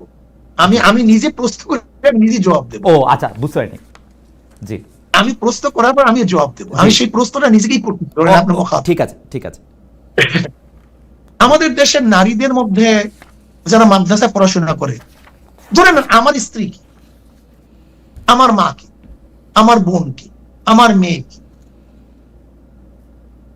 এখন আমার মেয়ে, আমার বোন, আমার মা, আমার স্ত্রীর যদি কোনো, যারা বলছে চেয়েছিলাম হেচ্ছা হয়ে গেলাম বেশ্যা, তারা যদি প্রণয়ন করে, সেই নারী নীতিটা আপনি কি মনে করবেন? প্রশ্ন আপনার কাছে আমি করলাম, এটা জবাব দিবেন। দেখেন, আমরা নারীদের সমান অধিকার চাই না, আমরা ন্যায্য অধিকার চাই। ক্লিয়ার কাট কথা। আমরা নারীদেরকে সমান অধিকার চাই না। ধরে নেন খালিদ ভাই, আপনার স্ত্রী গেলেন বাজারে, বড় একটা ব্যাগ যদি সমান হয়, তার কতক্ষণ আমার স্ত্রী টানতে হবে, কতক্ষণ আপনার টানতে হবে, কিন্তু টানে কে ব্যাগটা? এখানে আমি আমার স্ত্রীকে অগ্রাধিকার দিই, মানে অগ্রাধিকার দিই, এখানে আমি কষ্ট বইতে দেব না। ধরে নেন 2 মণ একটা বোঝা, এটা আমি স্ত্রীর মাথায় তুলি না স্বামীর মাথায় তুলি, এখানে আমি স্ত্রীকে কষ্ট দেব না। আমি স্ত্রীর ন্যায্য অধিকার চাই। যেই আমি যদি ধরে নেন ইসলাম যদি শরিয়া যদি বাস্তবায়ন হয়, আমরা একই ঘরে 2টা চাকরি, যেমন স্বামীও ডিসি আর স্ত্রীও ডিসি হবে আর একজনের, আর আমার মা বোন নায়িকা থাকবে, এরকম না। বরং যেই ঘরে চাকরি নেই, যেই নারীর চাকরির প্রয়োজন, আমরা খুঁজে খুঁজে সেই নারীকে ডেকে ডেকে চাকরির ব্যবস্থা করি। শায়ক, যেই নারী আপনি আমাকে যখন কথা বলতে দিবেন তাহলে আমাকে দিয়েন আর কি, আমি কয়েকটা নোট নিচ্ছি। আমি আমার বক্তব্য শেষ করলে কথা সুবিধা। জি জি জি। যেমন নারীর শিক্ষা, নারীর শিক্ষা ইসলামের মধ্যে নবী আলাইহিস সালাতু ওয়াস সালাম বলছেন আম্মাজান আয়েশার থেকে সুলুস বা নিস ইলম শেখার জন্য। আমাদের এমন কোন মুহাদ্দিস নেই যারা নারীদের ওস্তাদ মানে না। আমাদের মুহাদ্দিসদের মধ্যে নারীদের ওস্তাদ ব্যতীত কোন মুহাদ্দিস হাদিস পড়াতে পারে না। নারীর মধ্যে শিক্ষা নাই মানে? আম্মাজান খাদিজা কুবরা রাদিয়াল্লাহু তাআলা ব্যবসার থেকে আমার নবী আলাইহিস সালাতু ওয়াস সালাম ব্যবসা শিখছেন এবং তিনি প্রতিষ্ঠিত হয়েছেন। আমরা ইসলামিক যদি হুকুমত করতে পারি, তা নারীরা বড় বড় ধনী হবে, আমরা তাকে ব্যবসা বানায় দেব। উম্মে সালমা রাদিয়াল্লাহু তাআলা যখন হুদায়বিয়া সন্ধির সময়, কেউ, আমি সংক্ষেপে বলতেছি, কেউ নবী আলাইহিস সালাতু ওয়াস সালাম কথা অনুযায়ী হালাল হচ্ছিলেন না, তো উম্মে সালমা রাদিয়াল্লাহু পরামর্শ ক্রমে হালাল হয়েছিলেন। এখন কেউ যদি মনে করেন যে নারীবাদী মানে হলো তাকে ওই অমুকের দর্শনে চলতে হবে, এইটাই নারীদের সমান অধিকার, এইটাই মানি না। আমি মনে করি যেখানে নারীদের যতটুকু ন্যায্য অধিকার প্রতিষ্ঠা করা দরকার, আমরা সেখানে নারীদেরকে সেই ন্যায্য অধিকার প্রতিষ্ঠা করব। দেখেন, ইসলামের মধ্যে মিশরের এক ডক্টর একটা কিতাব লিখছেন, সেখানে 30,000 মুহাদ্দিসদের নাম দিয়ে আসেন। 30,000 মুহাদ্দিসা। নারীদের মধ্যে হাজার বড় বড় যোদ্ধা ছিলেন, কবি ছিলেন। খানসা রাদিয়াল্লাহু তাআলা ইসলামের মধ্যে বহুত বড় কবি ছিলেন, তিনি নারী ছিলেন। কাজী এই যে নারী নিয়ে পাশ্চাত্যরা আজকে আমাদের নারী মাজাতিদের কোথায় নিয়ে পৌঁছাইছে দেখেন তো আপনার পাশ্চাত্যের অবস্থাটা কি? আপনি খুঁজে দেখেন। আজকে নারী অধিকারের নামে এই কয়েকদিন আগে সাভারে হত্যা করছে তার বাবাকে।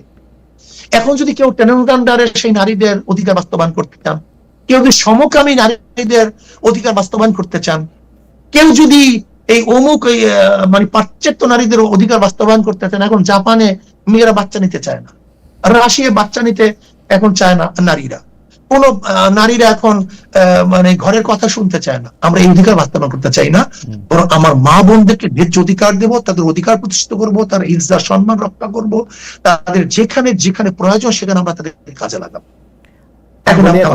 আমি বলি, হ্যাঁ শায়ক, আপনাকে ধন্যবাদ। শায়ক, আমার অনেকগুলি প্রশ্ন, আপনি যদি একটু ছোট ছোট করে জবাব দেন, যে আপনাদের যে নারী নিয়ে বা বাংলাদেশে শরিয়া প্রতিষ্ঠা করা নিয়ে যে আপনাদের আদর্শ, সেই আদর্শের সাথে আপনারা ওই দিন যাদের সাথে মহাসম্মেলন করেছেন, অর্থাৎ জামায়াত, এনসিপি এবং অন্যান্য দলগুলি, তারা কি আপনাদের সাথে একমত কিনা, বা এই ব্যাপারটা নাও হতে পারে? ঠিক আছে। এইবার আপনি নারীদের ন্যায্য অধিকারের কথা বলেছেন শায়ক। নারীদের ন্যায্য অধিকারটা আসলে কে ঠিক করে দিবে? নারীদের ন্যায্য অধিকারটা কি শায়ক আপনি ঠিক করে দিবেন, নাকি নারীরা এরকম ভাবে ন্যায্য অধিকার নিতে পারবে যে ধরেন সে বিশ্ববিদ্যালয়ে পড়লো, পড়ার পরে সে চাকরি করবে কি করবে না, ঘর করবে না বাচ্চা নিবে না, কি করবে সেটা সে তার মতো করে ঠিক করবে, সেটা সে ঠিক করবে, নাকি এটা রাষ্ট্র বা আপনি যারা রাষ্ট্র পরিচালনা করবেন তা ঠিক করে দিবে? দেখেন, রাষ্ট্র আপনার উপর কিছু নির্দিষ্ট আইন দিয়ে দেয়, আবার রাষ্ট্র আপনার কিছু কাজ করার জন্য দেয়। ওকে একটা রাষ্ট্র কিন্তু ব্যক্তিরও কিছু কাজের অনুমতি দেয়। ওকে, শরীয় এইভাবে আছে। তার মানে সংবিধানে কি মেয়েদের জন্য আলাদা আইন হবে যে নারীরা এটা করতে পারবে, পুরুষরা এটা করতে পারবে? না, এরকম পুরুষদের জন্য তো আইন থাকবে যে পুরুষ এটা করতে পারবে না, মানলাম, মানে নারী পুরুষের জন্য আলাদা আইন হবে কিনা সংবিধানে? এটা তো থাকবেই, প্রত্যেকের জন্য আছে। বাংলাদেশে এখন লতে নাই, এখন সংবিধানে নাই নারী পুরুষের জন্য আলাদা আইন নাই।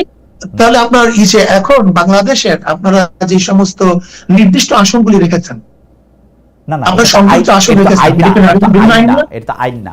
আইন বলতেছি বাংলাদেশে কোন পেশায় যদি আপনি আমাকে একটু বলেন জি, যে এই সিটে এই জায়গায় সংরক্ষিত আসন অন্য কেউ নির্বাচন করতে পারবে না, কিন্তু আইন না?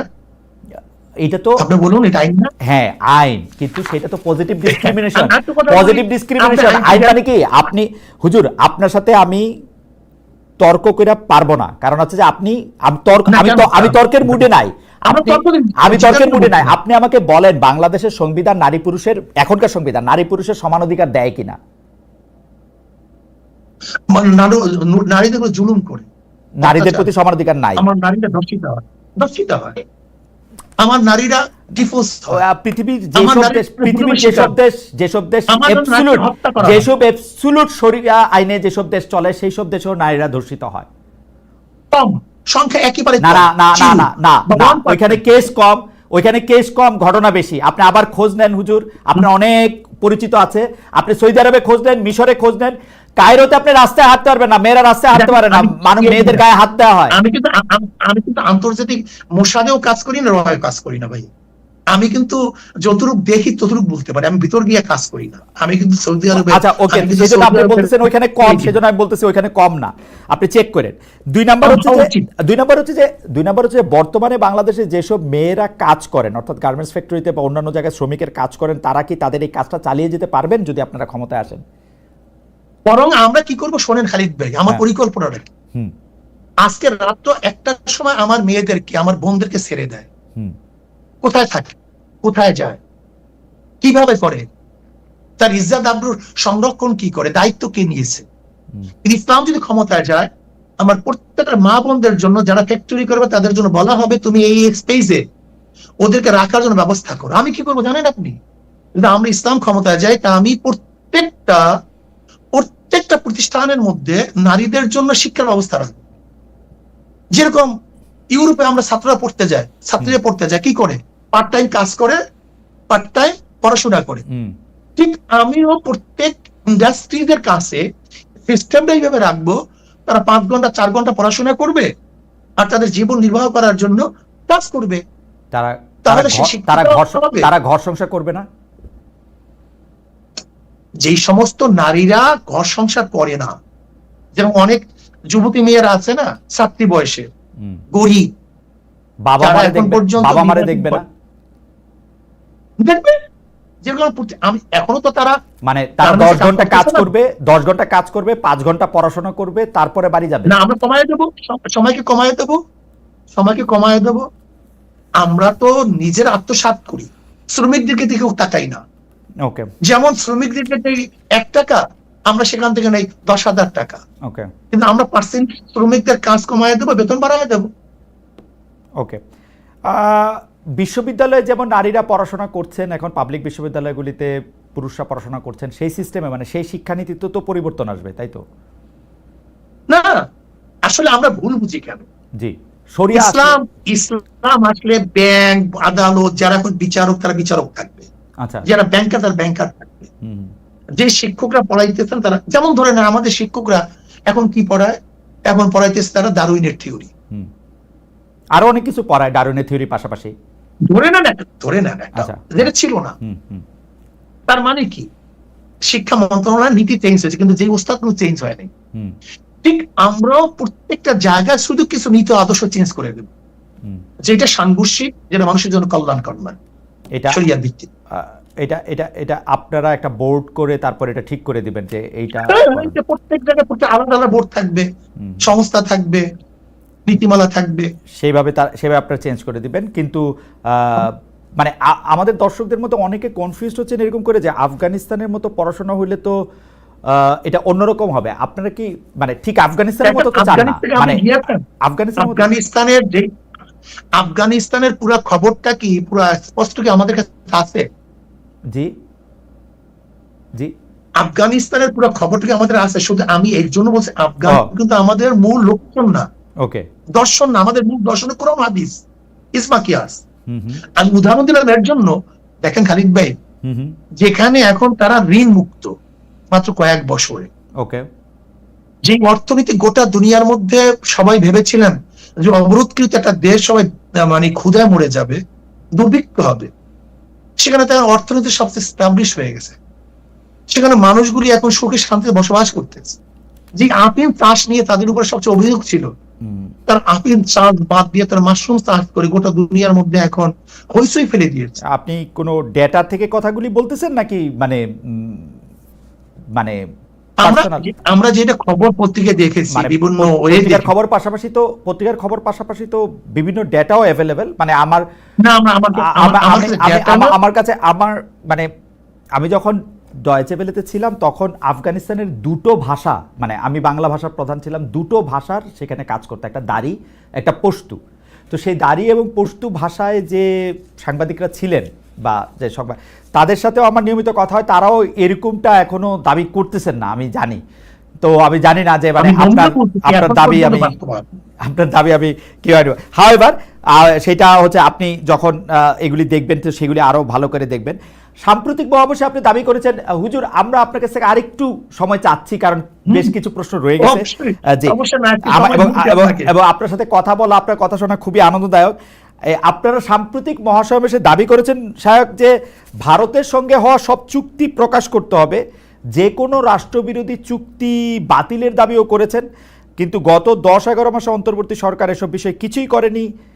আপনার এ ব্যাপারে মন্তব্য শুনতে চাইব। এর আগেও আমি বলতেছিলাম যে নারী নীতি বলে যে নীতিটা বা নারী সংস্কার কমিশনে বলে যে সংস্কার কমিশনটা গঠন থেকে শুরু করে সেইটার ব্যাপারে ডক্টর মোহাম্মদ ইউনূসের একটা বড় ভূমিকা ছিল। এই ভারতের সাথে চুক্তি প্রকাশ করা বা ভারত একতরফাভাবে বাংলাদেশের সাথে করা চুক্তিগুলি বাতিল করতেছে, এর বিপক্ষে আমরা কিছুই করতেছি না। আপনিও আপনার বক্তব্যে সেটা খুব জোরালোভাবে বলছেন। এটার জন্য আপনি ডক্টর মোহাম্মদ ইউনূস সরকারকে খুব দুর্বল সরকার মনে করেন কিনা, তাদের ভারত নীতি শুধু লিপ সার্ভিস মনে করেন কিনা, শুধু পপুলিস্ট ভাবে জনগণকে একটা কিছু বলা? দেখেন আসলে আমি যত অনুভব করতেছি যে ইউনূস সরকার যেই উদ্যমে কাজ করা শুরু করেছিলেন, আমাদের অসহযোগিতার কারণে মনে হয় তার উদ্যমের মধ্যে কিছুটা হলো আমার ধারণা, আমি জানি না, তার সাথে আমি কথা বলিনি, তার উদ্যমের মধ্যে কিছুটা হলো ভাটা পড়েছে বলে আমার ধারণা। যেহেতু আমরা সহযোগিতা ঠিক মতো করছি না, আমরা তাতে ডিসকানেক্ট করার জন্য চেষ্টা করছি, বা এই কথাগুলো আমরা বলেছি প্রস্রাব করে ভেসে যাবে, অমুক তমুক অনেক কথাই বলেছি। সে একজন ভদ্রলোক। দেখেন ইউনূস সরকার স্থায়িত্ব হোক বা তার নীতি আদর্শ আমি গ্রহণ ব্যাপারটা কিন্তু এরকম না। আমরা যেই 3টে জিনিসের উপরে সংস্কার, নির্বাচন এবং বিচারের ব্যাপারে ইউনূস সরকারের কাছে আমরা দাবি জানিয়ে আসছি, সেহেতু সেই ব্যাপারগুলির জন্য যদি আমরা বারবার বাধা সৃষ্টি করি তাহলে তার মন এবং তার সরকারের অবস্থাটা কতটুকু কি হতে পারে সেটা আপনিও ভালো বোঝেন, আমিও ভালো বুঝি। তবে আমি ইউনূস সরকারকে বলবো সাহস নিয়ে এই দেশকে রক্ষা করার জন্য দেশ বিরোধী সমস্ত চুক্তিগুলি বাতিল করা উচিত। এর জন্য আমরা মহাসম্মেলনে প্রেসার দিয়েছি এবং কি কি চুক্তি হয়েছে বিগত সরকারের আমলে সেগুলি জনগণকে জানানো, এটা আমাদের দাবি। ওকে শায়ক, অন্তর্বর্তী সরকারের সময় একের পর এক মাজার ভাঙা হয়েছে, যে সংখ্যা এখন শতাধিক হয়েছে। মাহফিল, জলসা, ওরসের আয়োজনও বন্ধ করা হয়েছে অনেক এলাকায়। এসব ঘটনায় কেউ বলছেন তৌহিদি জনতা জড়িত, কেউ বলছেন মব জড়িত। আপনারা বিষয়টাকে কিভাবে দেখছেন? সংখ্যালঘুদের প্রশ্নে আমি আবার পরে আসছি। আপনি যদি মাজার, ওয়াজ, তারপরে হচ্ছে মাহফিল, জলসা, ওরস, এই মাজার ভাঙ্গা, এটার সাথে আমরা একমত। মাজার মানে কি? জায়েজ জিয়ারত, যেখানে জিয়ারত করা হয় সেটার নাম হলো মাজার। মসজিদ মানে কি? যেখানে সিজদা করা হয় তার নাম মসজিদ। মাজার তো খারাপ জিনিস না। ওখানে যদি কেউ ভণ্ডামি করে, কেউ সিজদা দেয়, শিরক করে, সেটাকে বাধা দেওয়া উচিত, বুঝানো উচিত। কিন্তু কেউ যদি মাজার ভাঙ্গে, এটা করে সেটা করে, সেটা আমি একমত না। আমি মনে করি আমাদের যারা এই কাজগুলি করে সেখান থেকে তাদের ফিরে আসা উচিত। বরং ইসলামের নামে যে সমস্ত ভাইয়েরা, আমার ইসলামের দাবিদার আমার মুসলিম ভাই বোনেরা যদি শরিয়াত বিরোধী কোনো কাজ করে, আমি তাদের অনুরোধ করব এটা থেকে তাদের ফিরে আসা উচিত। ইসলামের মধ্যে যেগুলি নেই সেগুলো করা উচিত না। কিছু ঘটনায় দেখা যাচ্ছে, অনেক ক্ষেত্রে ঘটনাগুলি পাশের দেশ মানে ভারতেরও হতে পারে, কারণ ভারত একটি সাংঘাতিকভাবে, বিশেষ করে মোদী সরকার সাংঘাতিকভাবে মুসলমানদের উপর অত্যাচারী একটি সরকার, তারা আদর্শ হিসাবেও সেটা বিলায়। তো সেইটার একটা আফটারমেথ, একটা ইফেক্ট হিসাবে বা কী হিসাবে আমি জানি না, আমরা সংখ্যালঘু সম্প্রদায়ের উপর নানা ধরনের হামলা, অত্যাচার এবং হুমকি ধামকি এগুলি দেয়ার দেখি। এইসব ঘটনা আপনারা কীভাবে দেখেন? অনেকের কাছে এই ব্যাপারটি সামনে চলে আসে যে সংখ্যালঘুরা আসলে খুব বেশি নিরাপদ না। কেউ কেউ উদাহরণ হিসাবে এই যে ইসকনের বহিষ্কৃত নেতা এবং সনাতনী জাগরণ জোটের মুখপাত্র চিন্ময় কৃষ্ণ ব্রহ্মচারীর গ্রেপ্তার, জামিন একবার হওয়া না হওয়া, এগুলি নিয়েও প্রশ্ন তোলেন। এইসব ব্যাপারগুলি নিয়ে আসলে আপনাদের মতামত কি?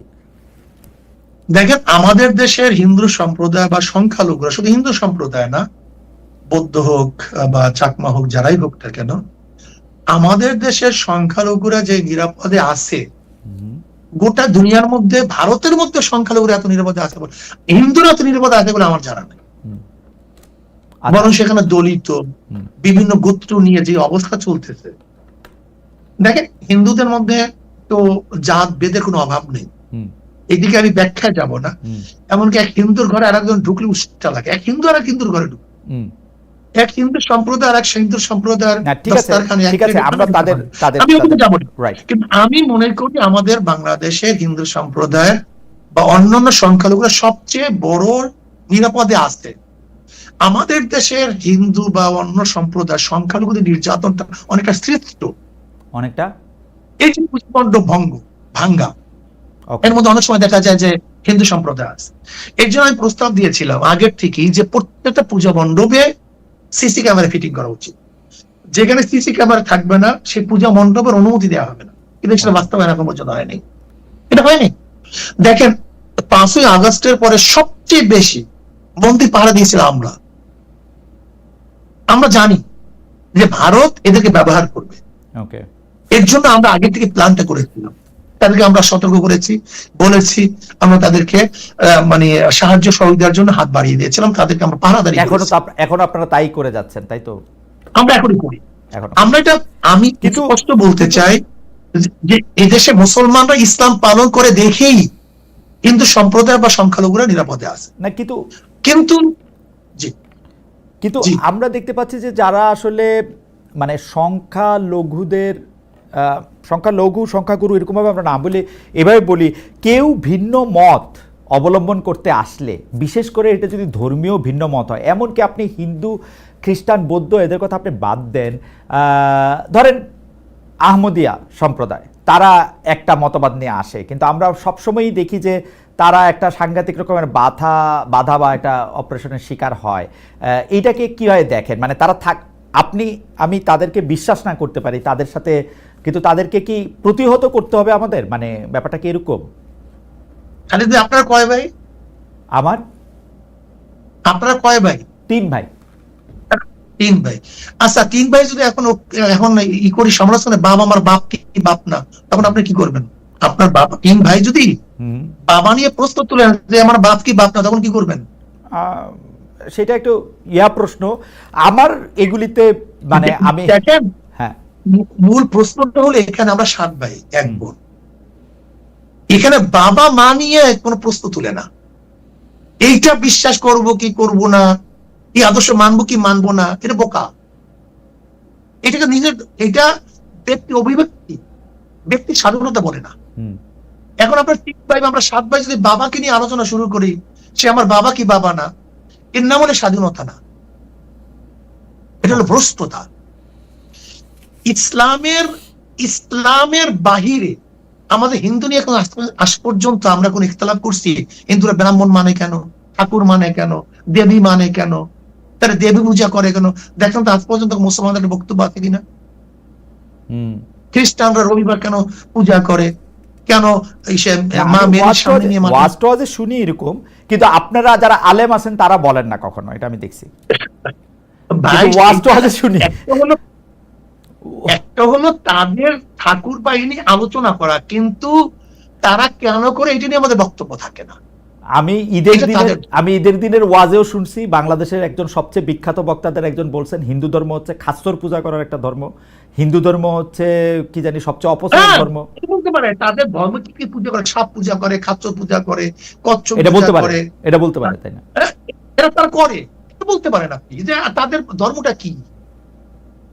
না না, আচ্ছা আমি এই আলোচনায় না যাই, এই আলোচনায় না যাই, কারণ যার আরেকটা ধর্ম থেকে আমি শেষ করতে দিই, একটু শেষ করতে দেই। জি, হিন্দুরা হিন্দুদের ধর্ম পালন করবে, খ্রিস্টানরা খ্রিস্টান ধর্ম পালন করবে, মুসলমানরা মুসলমান ধর্ম। কিন্তু কোন খ্রিস্টান যদি বলে আমি খ্রিস্টান হই মুসলমান ধর্ম পালন করি, এখানে আমাদের ইখতিলাফ আছে, আমাদের মতলক্য আছে। এটা কি দলিল দিয়ে আপনাদের মতবাদ আছে যে কেউ যদি মনে করেন আপনার মতের মধ্যে না হয়, আপনি একটা উদাহরণ দেয় খালিদ ভাই। জি, যেমন আহমদিয়া সম্প্রদায়ের মূল ইখতিলাফটা কি? তারা নিজেদের মুসলমান দাবি করে, আল্লাহ ওয়া তাআলার রাসূলের ঈমান আনা বিশ্বাস করে এবং তার আওসাফ সিফাত সহকারে। রাইট। খালিদ ভাই ধরে নেন আপনি খালিদ একজন শখস ব্যক্তি, কিন্তু আপনার গুণ কি? আপনি একজন সাংবাদিক। একজন ডিসি, আব্দুল একজন ডিসি, সে একজন ব্যক্তি। ডিসি তার কি গুণ? আমি আব্দুল্লাহকে মানলাম, যদি তার গুণ না মানি সে কাজ করতে পারবে? আমি বললাম আব্দুল্লাহকে মানলাম কিন্তু তার গুণ মানলাম না, সে কাজ করবে কিভাবে? আপনাকে মানলাম খালিদ ভাই, কিন্তু আপনাকে সাংবাদিক মানলাম না, আপনি কাজ করবেন কিভাবে? নবী আলাইহিস সালাতু একজন ব্যক্তি, তার কিছু গুণ আছে। ব্যক্তিকে মানলাম, তার গুণ মানলাম না, তার নবী মানা হইল? শায়ক আপনার সাথে এটা নিয়ে আমি আসলে আলাদা তর্ক করতে চাই না, কিন্তু আমি যতটুকু বুঝছি, আমি মনে করি ইসলাম ধর্ম খুব সহজ। ইসলাম ধর্মের মধ্যে থেকে আমি যদি আল্লাহকে মানি, আমি যদি তার প্রেরিত নবীকে সর্বশ্রেষ্ঠ রাসূল বলে, প্রেরিত পুরুষ বলে মানি, আমি ইসলাম ধর্মে বিশ্বাস করি, এই শাহাদাত কলেমা শাহাদাত যদি আমি পড়ি, অন্য কেউ আপনি ভালো বলতে পারবেন, অন্য আরেকটা মানুষ আমি অমুসলিম কিনা এটা বলতে পারে কিনা আমি জানি না। আমি খালিদ ভাই একটু উদাহরণ দিলে বুঝতে পারবেন। জি বলেন তো। টাকার 99 জায়গায় মিল আছে, এক জায়গায় মিল নাই, সেটা নকল না অরিজিনাল। একটা টাকা 1000 টাকা, আচ্ছা হ্যাঁ হ্যাঁ হ্যাঁ, 99 জায়গায় মিল আছে, এক জায়গায় মিল নেই, সেটা নকল না অরিজিনাল? না না, সেটা তো অবশ্যই নকল, কিন্তু ঠিক ইসলামের একটা গন্ডি আছে, কিন্তু ইসলামের তো দুইটা জিনিস, আল্লাহকে মানা, তার রসুলকে মানলে, সাক্ষ্য দিলে, তারপর গুলি তো আমল। আপনি এইটা করবেন, এটার জন্য আপনার এইটা আপনার মানে এটা গাইডলাইন। জি, আমি ব্যাপকতা যাব না, আমি বলছি যে মানতে হবে, যেই মানা পর্যন্ত আপনার টাকাটা অরিজিনাল হবে সেই পর্যন্ত আপনার সে মধ্যে। আচ্ছা পরিষ্কার আমি শুধু ওই জায়গার মধ্যে আচ্ছা আমি পরিষ্কার, আপনি শুধু এই জায়গাটার মধ্যে যদি একটু বলেন যে অন্য ধর্মাবলম্বীরা ধর্মের নামে একটা ফানি কাজ করতেছে বা একটা খারাপ কাজ করতেছে, কোট আনকোট, কারণ যার যার ধর্ম তার কাছে, এইটা বলাটার শিক্ষা আপনারা দেন কিনা আপনাদের যারা ছাত্র বা অনুসারী আছে, বা এটা দেয়াটা ঠিক কিনা? কারণ আমি কেন এটা বলি, আমি কিন্তু কখনো পোপরে শুনি না বলে যে মুসলমানরা এই কাজটা করে, এটা ঠিক কিরকম জানি ফানি। আমি একটা হিন্দু যে একটা খুব বড় মানুষ আছে, সে একটা বলতে শুনি না যে মুসলমানরা এই কাজটা করে, এটা খুব ফানি। আমাদের হুজুররা বা আমাদের আলেমরা এই কথা কেন বলেন? অনেক সময় যদি কেউ কম্প্রোমাইজ করতে চায়, মুয়াজ্জিন করতে চায়, যেমন ধরেন আপনার কোটটা ভালো না মন্দ, তখন আরেকটা কোটের সাথে তুলনা দিতে হয়। ওকে, যেমন সূর্যর আরেকটা সূর্য না থাকলে এটা তুলনা দিন কিভাবে? এই তুলনাটা কি খুব জরুরি? আমি তো সবচেয়ে ভালো ধর্ম, এটা সবসময় জরুরি না। ইসলাম ধর্ম কি কারোর সাথে আমি কোনো তুলনা করতেছি? আমার তো ওরে বলার দরকার না সর্বশ্রেষ্ঠ। কেউ যদি বলে হুজুর আমি হিন্দু ধর্ম পালন করা, আচ্ছা সমস্যা কি? আমি খ্রিস্টান ধর্ম পালন করার সমস্যা কি? যদি আপনি বলেন দুইটার মধ্যে আপনার পার্থক্য করেন, তখন এই পার্থক্য করি এটা আমার মনে হয় কোন, যদি আমি পার্থক্য করি আমার তাহলে কাছে বোঝাবার সমস্যা না, আমার কাছে সমস্যা না সায়ক, আমি জিনিসটা শুধু বলি, আমি যখন 10টা জায়গায় বসে থাকি, যখন আমার 2টা বন্ধু থাকে যারা সুন্নি মুসলমান নন, তারা যদি আমি কোনো একটা আলেমের বক্তব্য ভালো বলে, ধরা যাক আমি শায়কে চরমনায় সৈয়দ ফজলুল করিমের বক্তব্যই তাদের শোনাইতেছি যে দেখো কীরকম করে উনি মানুষকে দাওয়াত দিতেছেন, এর মধ্যে হঠাৎ করে যদি আমি শুনি যে উনি বলতেছেন যে হিন্দু ধর্মরা আসলে খাস্যর পূজা করে, হিন্দু ধর্ম আসলে খুব একটা অপচয়ের ধর্ম, হিন্দু ধর্ম একটা নাথিং ধর্ম, ইট হার্টস। মানে এবং আমার কাছে এটা আননেসেসারি মনে হয়। আমি শুধু আপনার কাছে বিচারটা দিয়ে রাখলাম, কারণ আমি তো ওর সাথে প্রতিযোগিতা করতে বসি নাই, আমি ওরে দেখাইতে বসছি যে দেখো ইসলাম ধর্ম কত সুন্দর করে উনি বলতেছেন। খালিদ ভাই দেখেন, এখানে প্রস্রাব করিবেন না করিলে 50 টাকা জরিমানা, এখানে প্রস্রাব করিবেন না করিলে 50 টাকা জরিমানা, এখানে প্রস্রাব করিবেন না করিলে 50 টাকা জরিমানা। দেখেন, কেউ যদি চিন্তা ভাবনা ভালোর দিকে যায়, সে কিন্তু খারাপের থেকে ভালো পায়, আর কেউ চিন্তা করছে খারাপের দিকে যায়, সে ভালো মতো আবার দাড়ি কমাও একটু দিতে হয়, দাড়ি কমা দিলে আর না করিবেন না করিবেন না মধ্যে মানে ওই দাড়ি কমাটাও একটু জরুরি, কোথায় থামতে হয় পিরিয়ড সেটাও একটু জরুরি। আমাদের শেষ প্রশ্ন শায়ক, এই জনপ্রিয় অনেক ইসলামী বক্তা, আমি জানি যে অনেকে মানে আপনি আসলে আলেমদের আলেম, আপনি পীর সাহেব চরমনায় অনেকেই আপনার কাছে আসেন, অনেক কিছু বিষয় আপনার সাথে পরামর্শ করেন, সেই জন্যই আপনার কাছে বলা, আপনি অন্যভাবে নেবেন না। জনপ্রিয় অনেক ইসলামী বক্তা গত অগাস্ট থেকে ডক্টর ইউনূসের ব্যাপক প্রশংসা করেছেন, এমন কারো কারো পুরনো ওয়াজে আবার ফিরে ফিরে আসছে, যেহেতু ইন্টারনেটে ফুটপ্রিন্ট রয়ে যায় যে ক্ষুদ্র ঋণ, গ্রামীণ ব্যাংকের সমালোচনা, সুদ, নারীর ক্ষমতায়ন, এইসব নিয়ে অনেক কথাবার্তা দেখা যায়। এই যে সার্বিক প্যাকেজটা, এই ক্ষুদ্র ঋণ, গ্রামীণ ব্যাংক, নারীর ক্ষমতায়ন, এটা নিয়ে আপনাদের আসলে অবস্থানটা কি, এবং এটা ডক্টর ইউনূসের অবস্থানের সাথে সাংঘর্ষিক কিনা? কোন সময় সে ভালো দিকটা আলোচনা করে, কোন সময় খারাপ দিকটা আলোচনা করছে, একটা মানুষ দুই দিকে থাকতে পারে, হতে পারে এরকম মেবি। একটা মানুষ দুই দিকেই থাকতে পারে, ভালো আলোচনা করছে, খারাপ আলোচনা করছে। আপনাকে অনেক ধন্যবাদ শায়ক। আপনি, আমরা অনুষ্ঠানে প্রায় মানে প্রায় না শেষই, আপনি যদি আমাদের দর্শকদের উদ্দেশ্যে, বাংলাদেশের মানুষের উদ্দেশ্যে কিছু বলতে চান, বা সারা পৃথিবীতে আসলে অনেকে আপনাকে শুনছেন, আমরা শুধু আমি একটা কথাই বলবো, জি, রাজনৈতিক সৃষ্টি হচ্ছে মানুষের কল্যাণের জন্য, রাজনীতি মানুষের সেবা, এটা ব্যবসার কোনো জায়গা না। একজন বিসিএস ক্যাডার সে বেতন পায় কত, অথচ একজন যদি ওয়ার্ডের সভাপতি হয় 1 বছরের মধ্যে দেখা যায় 1 কোটি কোটি টাকার মালিক। আমরা এই দুর্বৃত্তায়ন, এটা আমরা চাই না, সন্ত্রাস চাই না, জুলুম চাই না, অত্যাচার চাই না, অবিচার চাই না, দুর্নীতি চাই না। আমরা চাই রাজনীতি মানুষের সেবার জন্য হবে, কল্যাণের জন্য হবে, মানুষের মুক্তির জন্য, মানুষের অধিকারকে প্রতিষ্ঠা করার জন্য হবে, যেখানে চাঁদাবাজ থাকবে না, দুর্নীতিবাজ থাকবে না, খুনি থাকবে না, রক্ষক হবে না রক্ষক। আমরা চাই মানুষের অধিকারকে ফিরিয়ে দেওয়ার জন্য। 28 লক্ষ কোটি টাকা তো দূরের কথা, 1 টাকাও বিদেশ পাচার হবে না।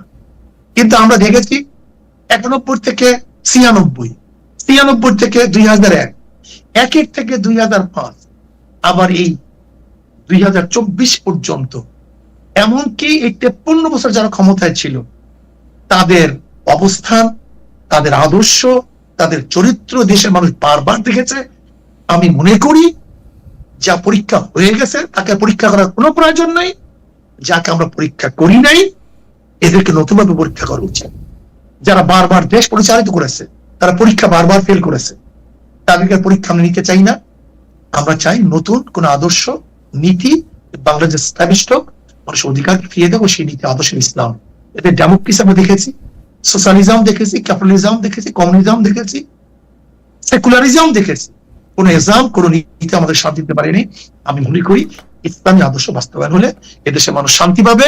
আর একটা কথা শেষ, 2 নম্বর জমিতে 1 নম্বর ফসল হয় না, 2 নম্বর উস্তাদের মাধ্যমে 1 নম্বর ছাত্র হয় না, 2 নম্বর নেতার মাধ্যমে দেশ কোনদিন 1 নম্বর হবে না। আল্লাহ আমাদের সবাইকে কবুল করে নেন। আপনাকে অশেষ ধন্যবাদ, সবাইকে ধন্যবাদ। শাহেক চরমনায় আপনাকে অনেক ধন্যবাদ। আপনি অনেকক্ষণ সময় নিয়ে আমাদের অনেকগুলি প্রশ্ন জবাব দিয়েছেন। আপনাদের যে বক্তব্য সেটা আমাদেরকে সুন্দর এবং সুষ্ঠুভাবে উপস্থাপন করেছেন। চরমনাই থেকে আমাদের সাথে যুক্ত হওয়ার জন্য আপনাকে অনেক অনেক ধন্যবাদ। অনেক দর্শক ছিলেন আমাদের সঙ্গে আজ, আমরা নিশ্চয়ই অন্য দর্শকদের নিয়ে আবার আসবো আপনাদের সঙ্গে। সে পর্যন্ত অনেক অনেক অনেক ধন্যবাদ।